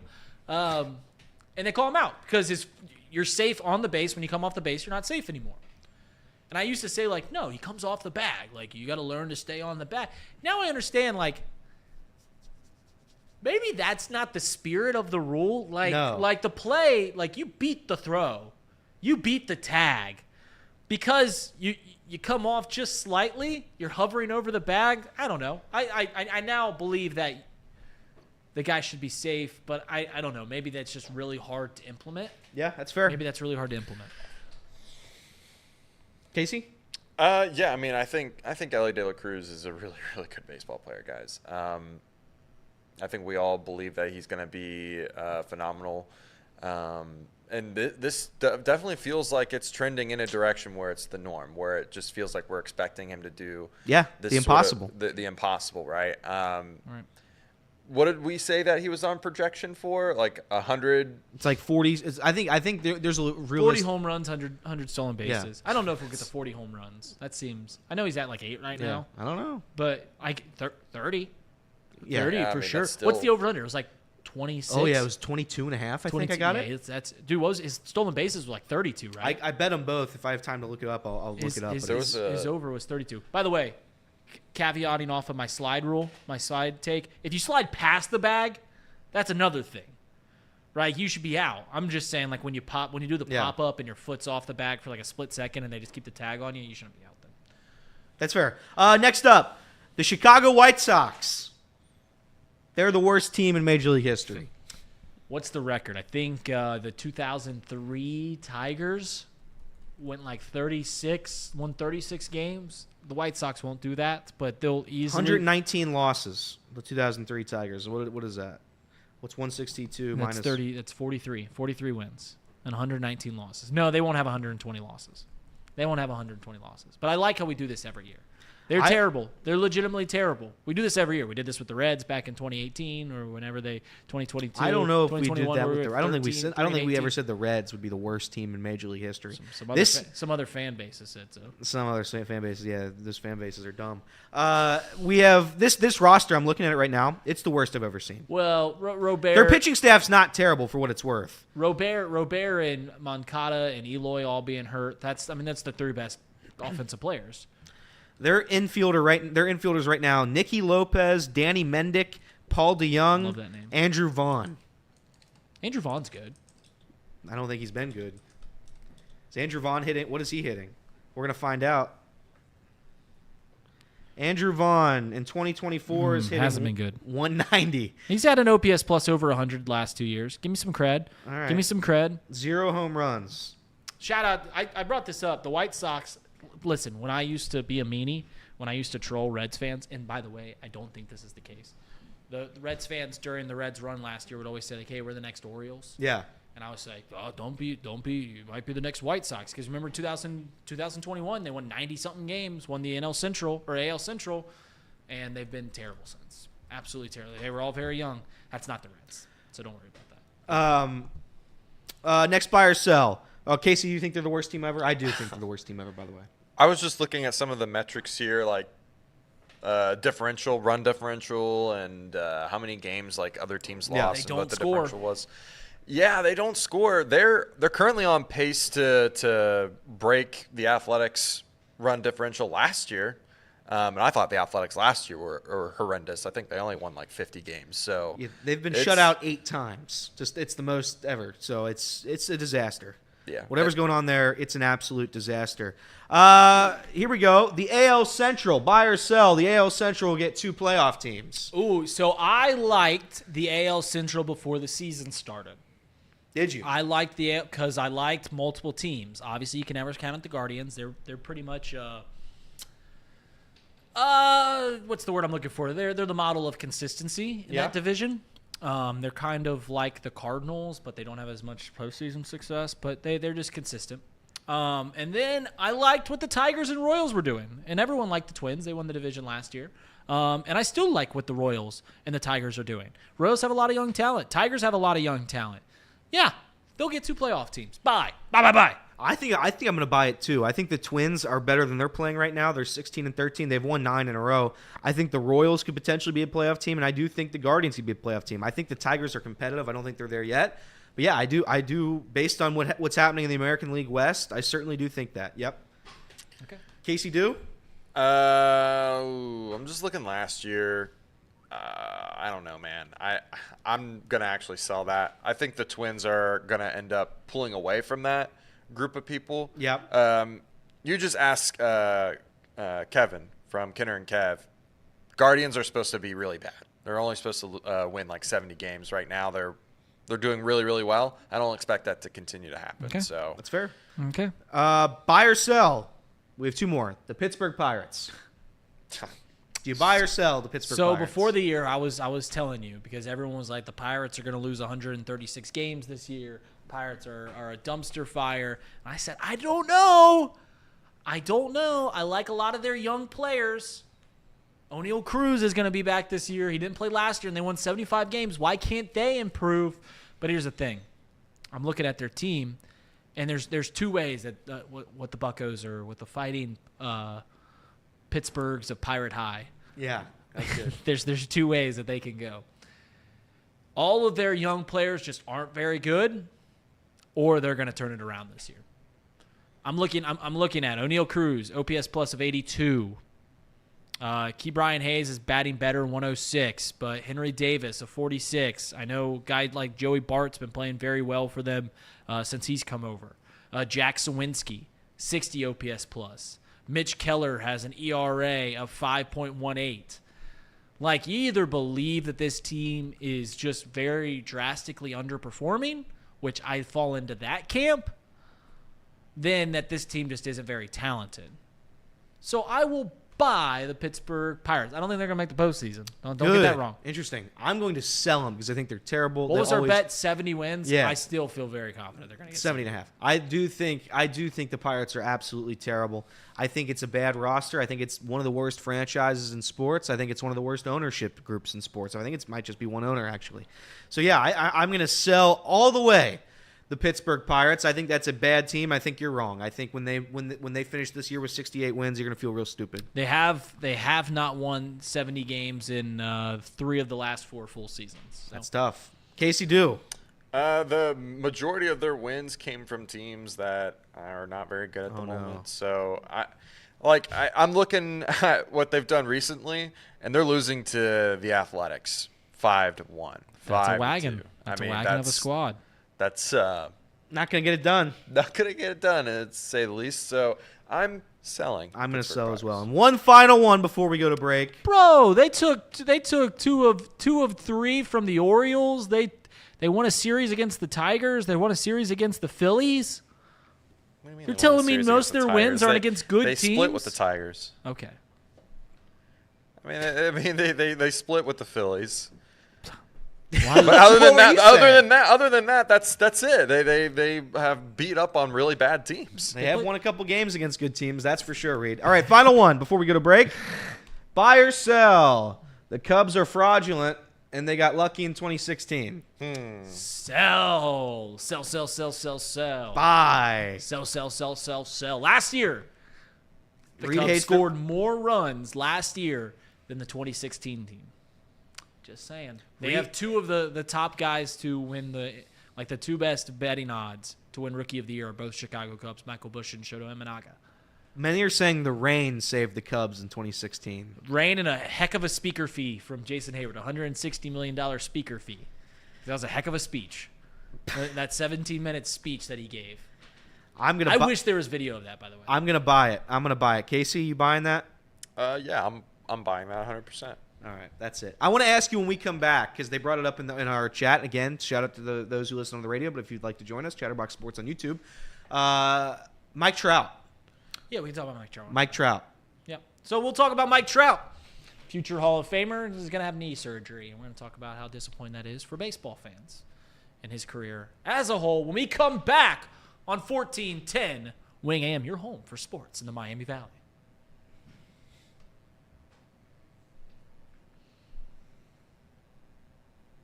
Welcome back to Off the Bench, presented by United Dairy Farmers. Reed Mouse hosting today in for Trace Cameron Fowler here in this final segment of the afternoon. And we teased it a little bit, Mike Trout, surgery. He's going to be out for some time. Undetermined. He might be out for the year. Knee surgery. So I play fantasy baseball. You do. I got Mike Trout as pick 110. 110. And I messaged them last week. I said, I can't believe you guys let me get Mike Trout at 110. And the only text I got back was, just wait. 1 week later, out for the year. Mike Trout is Not already... technically out for the year yet. Right. Mike Trout is already a Hall of Famer. He could retire today, and he's a Hall of Famer. Mike Trout had it's been disappointing, not from Mike Trout's behalf. It's just disappointing that we didn't get to see it truly unfold with injuries. And he's still going to play for years to come. How old is he? 33? 34? Yeah. He's still got plenty of time. But it is very much a what if. It is very much 32. A what if.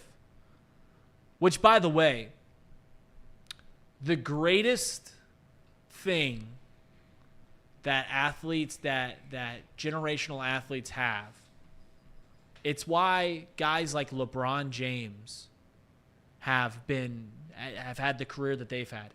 It's why guys like Tom Brady they're never hurt. And Mike Trout is.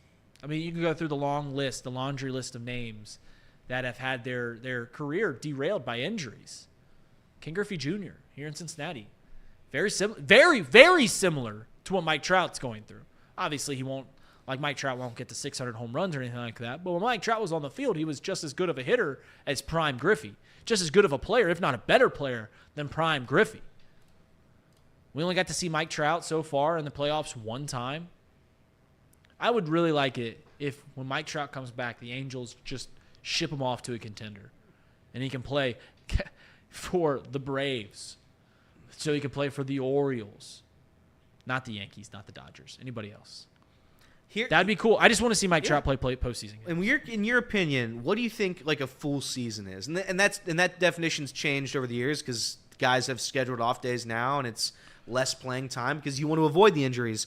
I usually think like 130. If you're playing 130 games in 162, I consider that to be a full season. Okay, so here's the thing: is Mike Trout has not played, if 130 games, has not played a full season since 2020, which was the abbreviated season.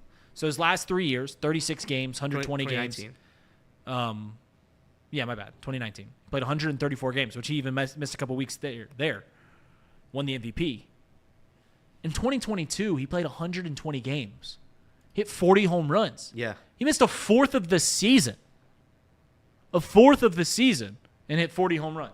I think he's the only guy to ever do that. I think he's the only guy to hit 40 home runs and not play 120 games. Yeah, this guy will be the best outfielder we've ever seen probably in Major League Baseball, in my opinion. He's one of the best. He played 53 games in 2020, which I think that's a full season for that season, right? Correct. It was the abbreviated season. 36 games in 2021, 82 in 23, and then obviously he's played 29 this year before this injury. So yeah, he's a little bit injury prone, I guess, if you want to say that word. I think he's beaten down, but he's won 3 MVPs. You said 3 MVPs. So this is how he in his full seasons. This is how he's finished in MVP voting. You ready? Yeah. Rookie year, 2nd place. Sophomore season, 2nd place. 3rd season, won it. 4th season, 2nd place. 5th season, won it. 6th season, 4th place. Year after that, 2nd place. 2019, his last full season, he won it. So he's never played a full season and not finished in the top 4 in MVP voting. In fact, in every full season that he's played, yeah, he's only not finished in 2nd or 1st once. That's how good he is. In the American League, who has more superstars. That's absurd. It's crazy. He will go down as one of the best players ever, and it is fun to watch. He's only 32. It just stinks that these injuries have piled up towards the end. He'll be seemingly right. He'll be 33 by the end of the year. He's still got plenty of. How many years are on that contract? You said long. He'll be playing there until he's like 40 if he wants to. If he does, if he keeps playing. But yeah, I mean, we still got 7 more years of Mike Trout, and it's obviously going to go downhill. It's not going to get better. Yeah, that's fair. It's not going to get better, but you still probably got 3 or 4 more years of an all-star level Mike Trout when he's on the field. I would like to see him go to a contender. Yeah, it really is disappointing. Mike Trout always seemingly to get hurt. Poor Angels fans. The Angels had the best player of the 2000s decade, Albert Pujols. They had the best player of the 2010s, Mike Trout, and seemingly the best player of the 2020s, Shohei Ohtani, all on the same squad and never finished above 500. Oh, what a joke. Have fun with Anthony Rendon, though. I think he might be out for a while, too. Brutal. Do you think Anthony Rendon just like stubs his toe and he's like, oh, can't play today? Yeah, I don't. He can't play today. If I were Anthony Rendon, I would purposefully injure myself. Every year, I'd have one of those Trevor Bauer drone incidents. Give me a drone, I'll cut my finger off, and then we'll just get paid millions upon millions. What did Trevor Bauer stray? Want to do that today? No, no Trevor Bauer. Here's the thing about it. I had that take about Anthony Rendon. It's his job. Not everyone likes their job. Listen, if you're a whiz with numbers, probably be pretty good in the financial field. I mean, it doesn't mean you like it. You make a lot of money. Doesn't mean you like it. Nikola Jokic. Right. Jokic is a great example. By the way, what about the NBA? Like all the superstars of years past out. LeBron's out. Steph's out. Oh, yeah. KD's out. Joel Embiid's out. Presumably that the Knicks went on. It's kind of a passing of the torch. It's a new era. It's kind of the passing of the torch. And I brought this up yesterday. And I'm not equipped well enough to fledge out this take about what does it say about America's youth basketball system that the best players in the NBA are all from overseas.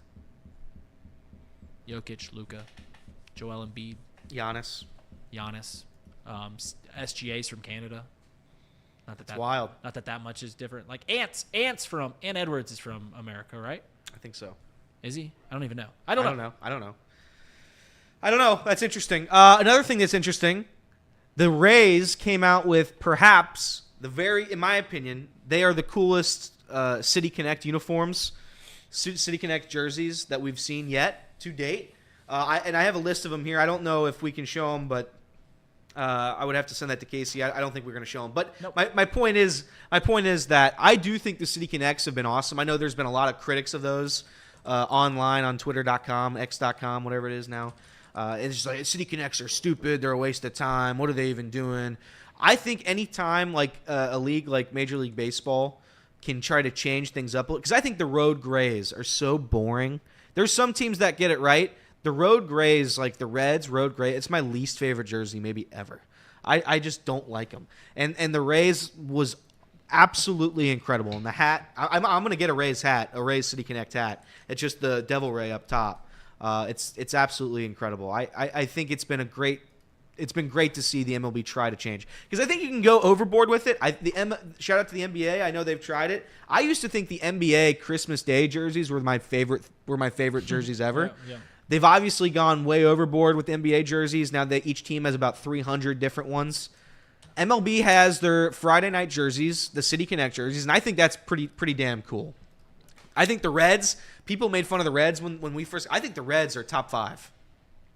You think their City Connects are top 5? Oh yeah, I think they're in the middle pack. There's I don't know how many have come out. I don't think all the teams are done yet with their City Connects. But there's 5 that are elite. There are 5 that are like trash, and then there's like the middle, which are good jerseys. Reds are good, Cubs are good, but they're not elite. I like the Nationals. I like the Rays. Man, Pittsburgh's are terrible. I like the Rockies. Pittsburgh's are the worst ever. I don't know what they were thinking. I didn't with like that. the Phillies. I thought the Phillies were bad. I'm not a big fan of the Red Sox. I like the reasoning for the Red Sox, but I don't like that yellow and blue. I'm not a fan of it. I thought Seattle's looked pretty cool. You like Texas's, right? The Rangers? I like Texas's. I did not like the Astros. I did not like the Mets. Did not like the Mets. I like the Mets. I think the Padres are a little bit too much, but I still like them. I respect them. I love the Angels. I like the Angels. I like how simple the Angels is. It's kind of like a wave. It's kind of like a wave on their jersey. Those are gross. Rockies. They're showing the Mets. What's with the purple? Someone told me it's because like the train line that takes you to Citi Field is purple. I don't like it. Don't like it. The Rockies are great. Yeah, I like the Rockies. The Rockies are phenomenal. Phillies does look like an adult men's league softball team. It looks like a slow pitch softball team. Like they should. What they should do is they should get their big old tubs of beer, bring them in there, and then get their speaker. I don't know if you've been to slow pitch softball games. The best is when the speaker comes out and everyone has walk-ups. Yeah. And you're like, what are we doing? Tampa's are great. That is so good, dude. Atlanta's are fire. Atlanta's are great. Oh, the throwback. Yeah, They're almost throwbacks. Atlanta's from Hank Aaron's days. Atlanta's regular jerseys are really good. I like Atlanta. Dodgers stink because the Dodgers literally just copied their old jersey. Like it's just blue. Sports are so funny because when a team becomes great, you love them. They're so much fun to watch. Like when the Braves, the young Braves come up, you're like, heck yeah, this is awesome. And then all it takes them is to win at a high clip for a 2-year, 3-year span. You're like, oh, this sucks. Remember when the Astros came up? Oh, yeah. Everyone loved the Astros because the Astros were terrible for 6-7 years. They made the postseason, I think, in 2015. By 2017, they won it. Of course, the cheating scandal came out. We do this with the Warriors. Remember the Warriors came up? Warriors have been nothing. We're a nothing burger in the NBA for always, forever. Steph Curry, Klay Thompson, Splash Bros. They're changing the game. Hated them. Hated them not too long after. Chiefs, same thing. Patrick Mahomes is a lot of fun to watch. 3 Super Bowls in, you're like, God, I'm tired of tired of Patrick Mahomes. This is what we do. It is what we do. We like young teams, and then they win too much. We're like, all right, pump the brakes here, brother. We've got a couple cherry on tops, 2 quick Okay. ones. Casey Okay. sent me one, and then I sent Casey one. Did you see the one I sent you? Yeah, I did. Okay. I want that one. Okay. That one's very good. So the first one obviously is going to be our good friend David Bell. As you see him. Look at him kick that. Look at him angrily kick that. Reed. Oh yeah. Look at that. Boom. He can. He might be able to punt. Longer than 42 yards, whatever Brad Robbins averaged. And then the second one, Casey just sent me this one, and I thought that was very funny. So this is, again, presented by United Dairy Farmers, the best farmers in all of the land. Is that a union? I think it might be. So here it is. This is official. This is, again, per Twitter, so I don't know. I guess Instagram, somebody confirmed it. Johnny Manziel is dating the daughter of Jose Canseco. How about that? Josie Canseco. There's not a better Twitter account in the world than Jose Canseco. Jose Canseco, out of nowhere, will just start saying that. Like, there was, 2 years ago, he would just, went on, a 2 weeks binge of just saying A-Rod's cheating on J-Lo. And he just would tweet it out. A-Rod's a bum. Cheats on J-Lo. Had no sources. Maybe it was true. I don't know. But it's just funny how he does that. And he does that a lot. Yeah, he fought that Barstool guy. He fought the Barstool guy at the fight, and then he just got his ass whooped. So gave up. So, by the way, and we didn't talk about Joe Burrow. Joe Burrow is now a newly single man. According to a random Twitter account. According to a random Twitter thing. I wonder why. And we'll say, who is Joe Burrow going to be dating next? Or if he's already dating somebody. Who would you like to see Joe Burrow, because we're going to pan if it's a famous, First off, do we think he'll date a famous girl? Yes. You think so? Yeah. I Josh can Allen's see it go anything either to go way, by. right? Like if he dates like an Instagram model. Yeah. Because he's that handsome. They're saying he's dating an OnlyFans model is the rumor I heard. Okay, well, if that's the case, I could see that happening to where she's not got a big, she might have a big Instagram following, but she's not famous for anything else. She's not a movie star or an actor or a singer or anything like that. I could see it going both ways.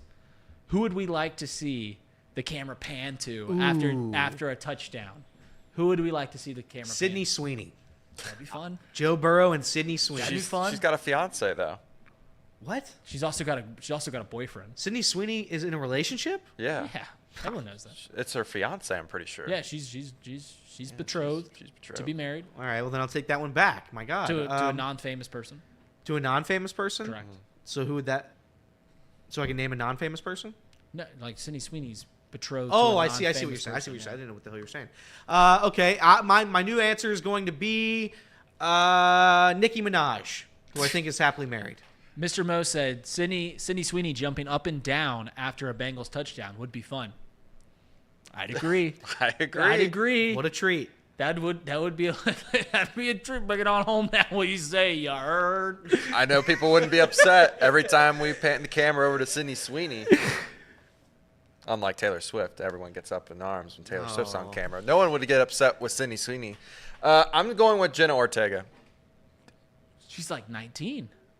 No, I think she's older than that. Jenna Ortega? Yeah. How old? She's 21. Joe Burrow's only 26, 27, right? She's 21.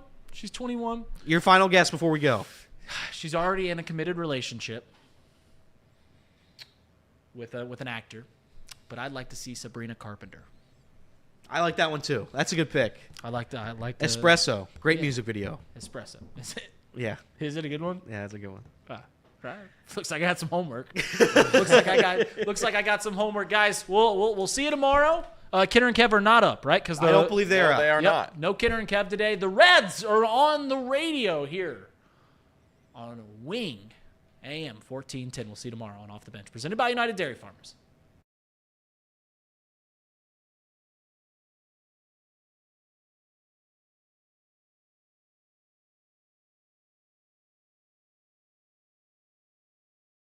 We did end the show. Wait, we're back? Casey we're back. panned to black, and I was like, "Is the show over? Is the show over?" Yeah, we're not gone. We're not gone, Jordan. No one's leaving. Here we got another 20 minutes of bull junk. We did all of our segments, right? That's all our Yeah, segments. We did all of the segments. That was crazy, Case. That was just fun. that was a little. I think that was a little habit. I think that was a little bit that of was a habit. little bull junky. That was a little bull junky. Well, that's what's on the rundown here. Is That's a little right. bull junk. So Can I talk to you more about my drive? Can I Yeah. rant a little bit? Yeah. So I get in my car again. I get earlier than usual, and I thought today was going to be a good day. I was going to get ready. I was driving in. Obviously, the traffic jam hits. I'm in there that line for what was it, 30, 40 minutes, whatever it was. I'm like, okay, surely that's going to be it, right? I get to Hamilton, and I'm driving City on of Stars. the City of Stars, and I'm City of Diamonds. I'm driving on the main road over here. What is that called, Reed? High Street. High Street. I'm driving on High Street, and I'm not kidding you. And I don't mean to be disrespectful if this person is watching the show. I say this with love and respect. Not during a crosswalk, not near a pedestrian walking lane. This guy walks across the middle of a busy road. Where at? On High Street? Oh yeah, right across from. It's before the Hamiltonian. It's before Where the statue is. Yeah, but it's before that. It's before I was going the to say, because there is a walk. Yeah, I there. know. It's before the cross. Okay. It's before that crosswalk. Okay. And the guy just started walking over. He was with his buddy. Just go nice and slow. Slower, and he's Leisurely stroll. and he's not giving a wave to anybody on because there's traffic on both sides. Not giving a wave to anybody. So he just walked like a turtle. He walked like a turtle. His buddy's walking like a turtle, and his buddy's a good 7 yards behind him. So they're both walking like turtles. They get to my side, and I stop my car because you know what? I'm a nice guy. I try to be a nice guy. Most of the time you are. The guy, the first turtle walks by me. He gets into his vehicle. Nothing. No problems. The second guy, he looks at me, and Guy this is number again. He's 2. 7 yards behind. He's looks at me and says, "Stop, please." And I haven't moved. He says, "Stop." And at this point, I gave him a honk. And Little beep? Yeah, Little beep? well, it wasn't a little beep. I blared it, and then he got a little. And then he walked to his car a little bit faster. So don't test me. Don't test me this morning, Hamilton, Ohio. Don't do it. That is, you not murdering that person is a nice guy. That makes you a nice guy. Well, You're not running him over. Yeah, I was never going to run him over. I wanted that to be very clear. I was driving home last night in Hamilton, the city of stars, the city of angels. The city that never brotherly loves. I stopped at the gas station. You know Das Mart, right? It's the one past Das Mart, kind of in the middle of nowhere. It's like a In Sunoco. Ross. Yeah. So I stopped at that gas station. There used to be a speedway there, Yeah, I was getting my gas, like an actual speedway, not like a speedway gas station, like a raceway. and I didn't text you this yesterday because I was just trying to go home and I forgot. I was getting gas and I was standing there, just doing my thing. A woman comes up from me, pretty out, I didn't notice she was there. She came up from behind me and she's like, "Excuse me," in really close personal space. Like we're talking in there, inches, right in there. inches. And she goes up to me and says, "Can I have $2? I didn't have enough money to pump my gas. I just need $2." I said, I don't have any cash on me." She's like, "Can you swipe your card for me?" And I said, I'm so sorry, but I don't have enough money for you." And she says, "Really? Because you're pumping your gas, so you have enough money for you." So I got into a gas off with this lady because I was paying for my own gas and she wanted me to pay for her gas. And eventually it got so awkward, she wouldn't leave me alone. So I started to just get into my car after I was done, and I just left. And she just stared at me. I've had people in Hamilton, because we do live in an area where we have a very easy out for not giving people money, right? Because we just be like, "I don't carry cash," because a lot of people don't carry cash anymore. Yeah. That's just a fact. I don't carry cash. I don't. More often than not. And people, "Hey, can I have a few dollars?" "I don't carry cash on me. Sorry." Do you got Cash App? No. I try to be nice. Sometimes when I walk in GABP and I see some of the homeless folk there, I'll give them a couple dollars. One time I did a really nice thing. sometimes after a weeknight Reds game, they have a plethora of hot dogs. Yeah. And they'll leave the hot dogs out on the counter and say, like, hey, everybody take a couple hot dogs for the road. So one night I walked into the stadium and I knew there was the same like homeless couple that I've seen there for a long time. And I legit, on the way out, I'm like, all right, I know what I'm going to do. I grabbed about 7 of those hot dogs and I walked it over to them. They were very appreciative. That's what I do nice things. That was the point of that story. I did a nice story. I did leaving a Miami game. There's a United Dairy Farmers, sponsor of this show, in Oxford, where I stop and I sometimes get a water or a Red Bull or something like that, just a little drink for the 20-minute drive home. And I grabbed something and sitting in line, and I'm waiting behind this mom and her, and I'm telling you this story. I promise it's not to pat myself on the back, but I did do a nice thing, so it'll seem like that. I'm just caveating. I just like telling this story. This little girl has this ice cream. She's got 2 cups of ice cream, and her mom has some ice cream too. And you can tell like they're a little down on their luck, and they got the toppings. This girl is so excited. I mean, you can just see her like she's just so giddy. Yeah. But she's not taking a bite because her mom doesn't want her to take a bite yet. And the reason that she's not taking a bite is because her mom can't pay for it.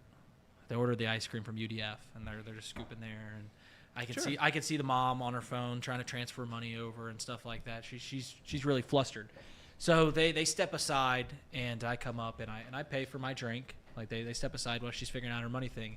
And I slip a little $10 bill to the guy. That's very nice. To the clerk and say, hey, this is for their ice cream. And I walked out, didn't say hi or anything like that. But it was I did that little girl broke my heart when she was like she was just so excited for this ice cream, and it was almost gonna get grabbed from her. It was almost gonna get snatched from her. But yeah, that was my nice deed of the day. I did that last week. Casey, what is your nice deed of the day? Did you do any nice deeds? You don't look like a guy who does nice deeds. You seem like a mean guy. Yeah, you seem like a guy. You seem like you see a person that's here down we on their go. luck, and you kick their can of change.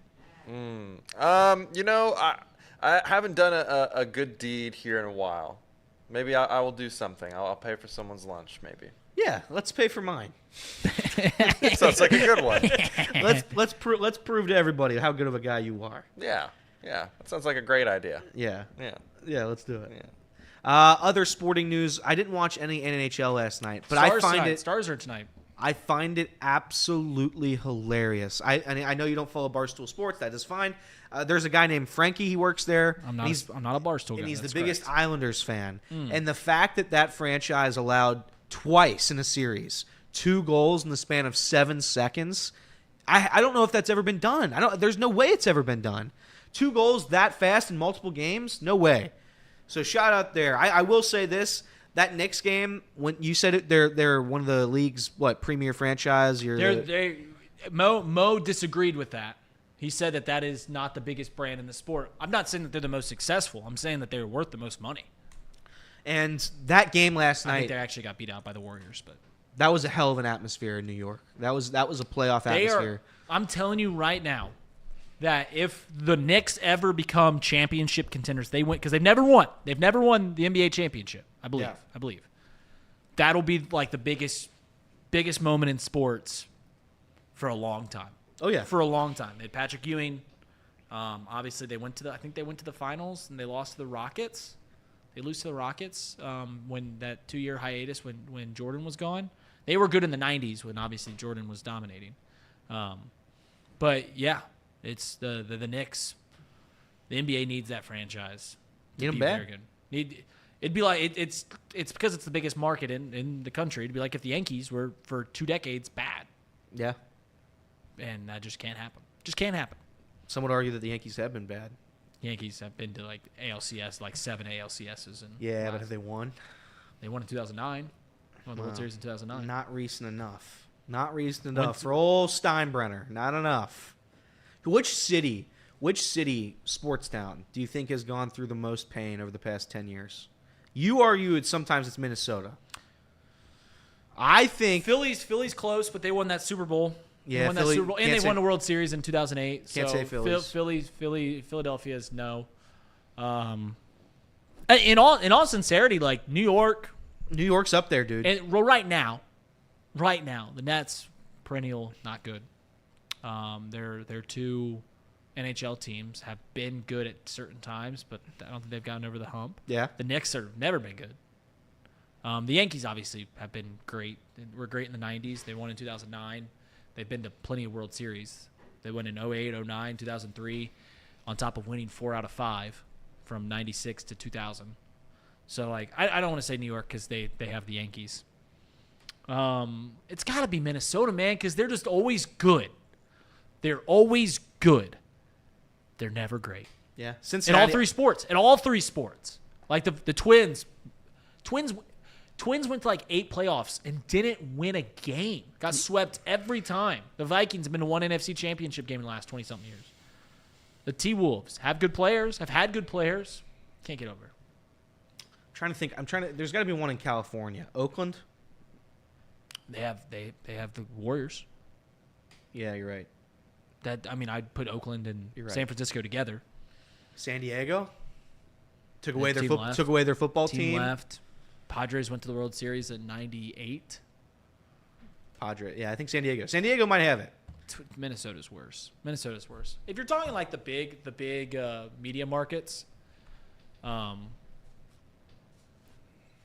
think about being a New England, like being born like in 1990, and you grew up a Red Sox, Patriots, Bruins, Celtics, and UConn fan. In your lifetime, you've seen 6 Super Bowls, That's wild. 4 World Series, right?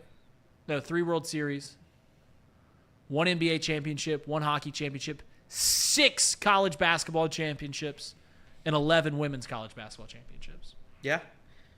That's pretty preposterous. And before that, Boston was not a good place other than the Celtics. Like, the Celtics have always been pretty good since the NBA, but, like, the Patriots were never a winning franchise. Yeah. The Red Sox went from 1917 to 2004 without winning a World Series. I don't know much about the Bruins. Which NBA franchise is more forgettable? And that's to their city. The Nets or the Clippers? Clippers have never made a Western Conference Finals. They've never made it to the conference finals? Ever? I don't think so. Ever? I don't think so. Wild. And both of them don't really have fan bases because their other teams in their cities take over the fan base. Nets did a good job by claiming Brooklyn. Like, Brooklyn will hold on to that. You know what I'm saying? Yeah. Like, they'll take on to that. Yeah, these sorry second tier teams. You know, you're talking the Angels, you're talking the White Sox, you're talking the Mets have a huge fan base. Nets have a.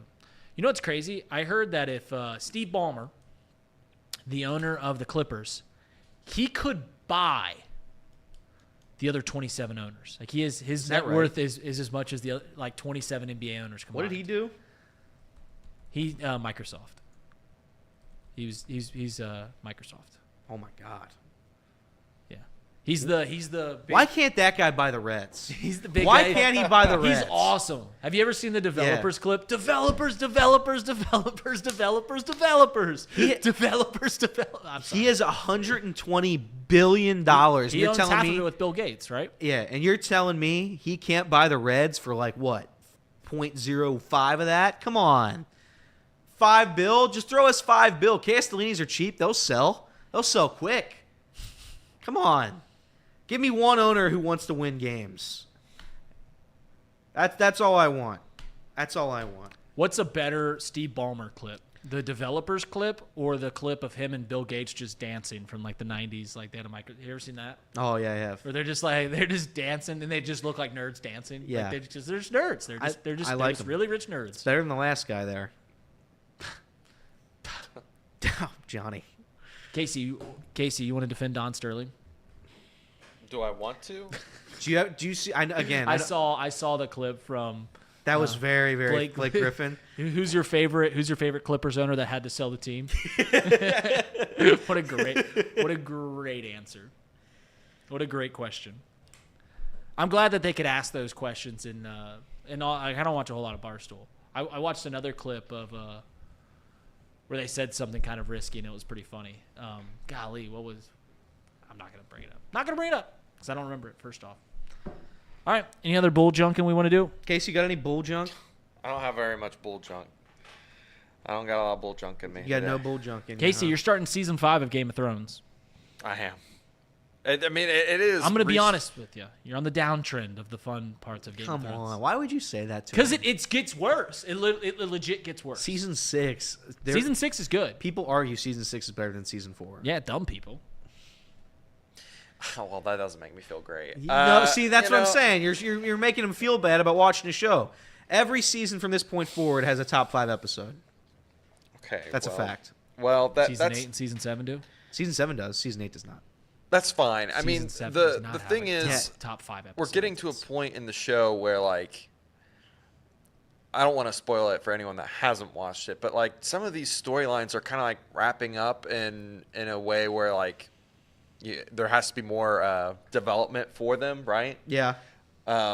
Runaways going to other countries, runaways trying to avoid the kingdom, and then we have the wall. Those are really the 3 main ones, and then the little Stark, Arya? Bran? Bram or Bran, Arya? Bran. Like I just don't that storyline to me is just like dead. Like I Right. could care less about that. I don't even know what they're doing, to be honest with you. Yeah. Yeah. So Do you think? They wrap up the Bram storyline nice and good. They put a nice bow on it. You're going to love it. You're going to love how Do you think? The Bengals have any projects coming up? We're not doing that Ooh. today. I We're think not they got a doing lot that of today. projects. to That was work on. fun, though. That A lot was of people fun. like that. I hope Trace is listening because I actually felt bad when we were clapping. When we were clapping yesterday at the end of it. Oh, man. I love – you guys don't know this, but before we had this talk show, that used to be like what our studio was like. When we would just be doing work, we would just sit there and argue about things for 3 hours, and it would just never be resolved. Remember the one time we did the World Baseball Classic for like 2 hours? Yeah. Was I there for that? No, it was box lunch when we did it live for everyone. Box lunch was only supposed to be an hour, and we did box lunch for 2 hours. So we were just talking about if Team USA took the 2006 World Baseball Classic seriously or not. And I'm literally like naming players, and he's just like, they had Ken Griffey Jr. and Derek Lee and Chipper Jones and Derek Jeter, and he's just it was wild. It was wild. WBC. I'm anti-WBC. You would have loved that day. World Baseball Classic's fun to watch. It's great to watch. I don't want my players playing in it. You don't even want your position players playing in it. Our position, brother, half our team's injured. And that's regular games. Yeah, but come on. Could you imagine Ellie De La Cruz ending in I'm trying to I want you to imagine this. Ellie De La Cruz and the WBC gets injured doing one of his things where he's running 50 yards back into left field. Gets hurt on it. You hate that, by Gets the way. trucked. And that's not Ellie's fault. That's Spencer Steer's fault. Ellie De La Cruz done for the year after a WBC injury. What would your reaction be to that? Shucks? Oh shucks? I want my position players to play. I'm okay. I'm okay without the pitchers. I do like how we throw guys like Nick Martinez or 38-year-old Adam Wainwright. Just go like, that's the best we got. No one wants to throw their actual pitchers. I don't know. You know that's the right. You know I'm right. Because no. Right about what? Right about that. You don't want your players playing in it. I want my players playing in it. No, you don't. How No, are you you going do to tell not. me what I don't or don't like? Because I know you. I know everybody. Nobody wants their players I playing don't in want that my and players getting to get hurt. Yeah, but I that's what I'm want them to play saying. in it. If you get hurt during that, the season's over, and it happened during something that shouldn't have happened. I want my players to play. I want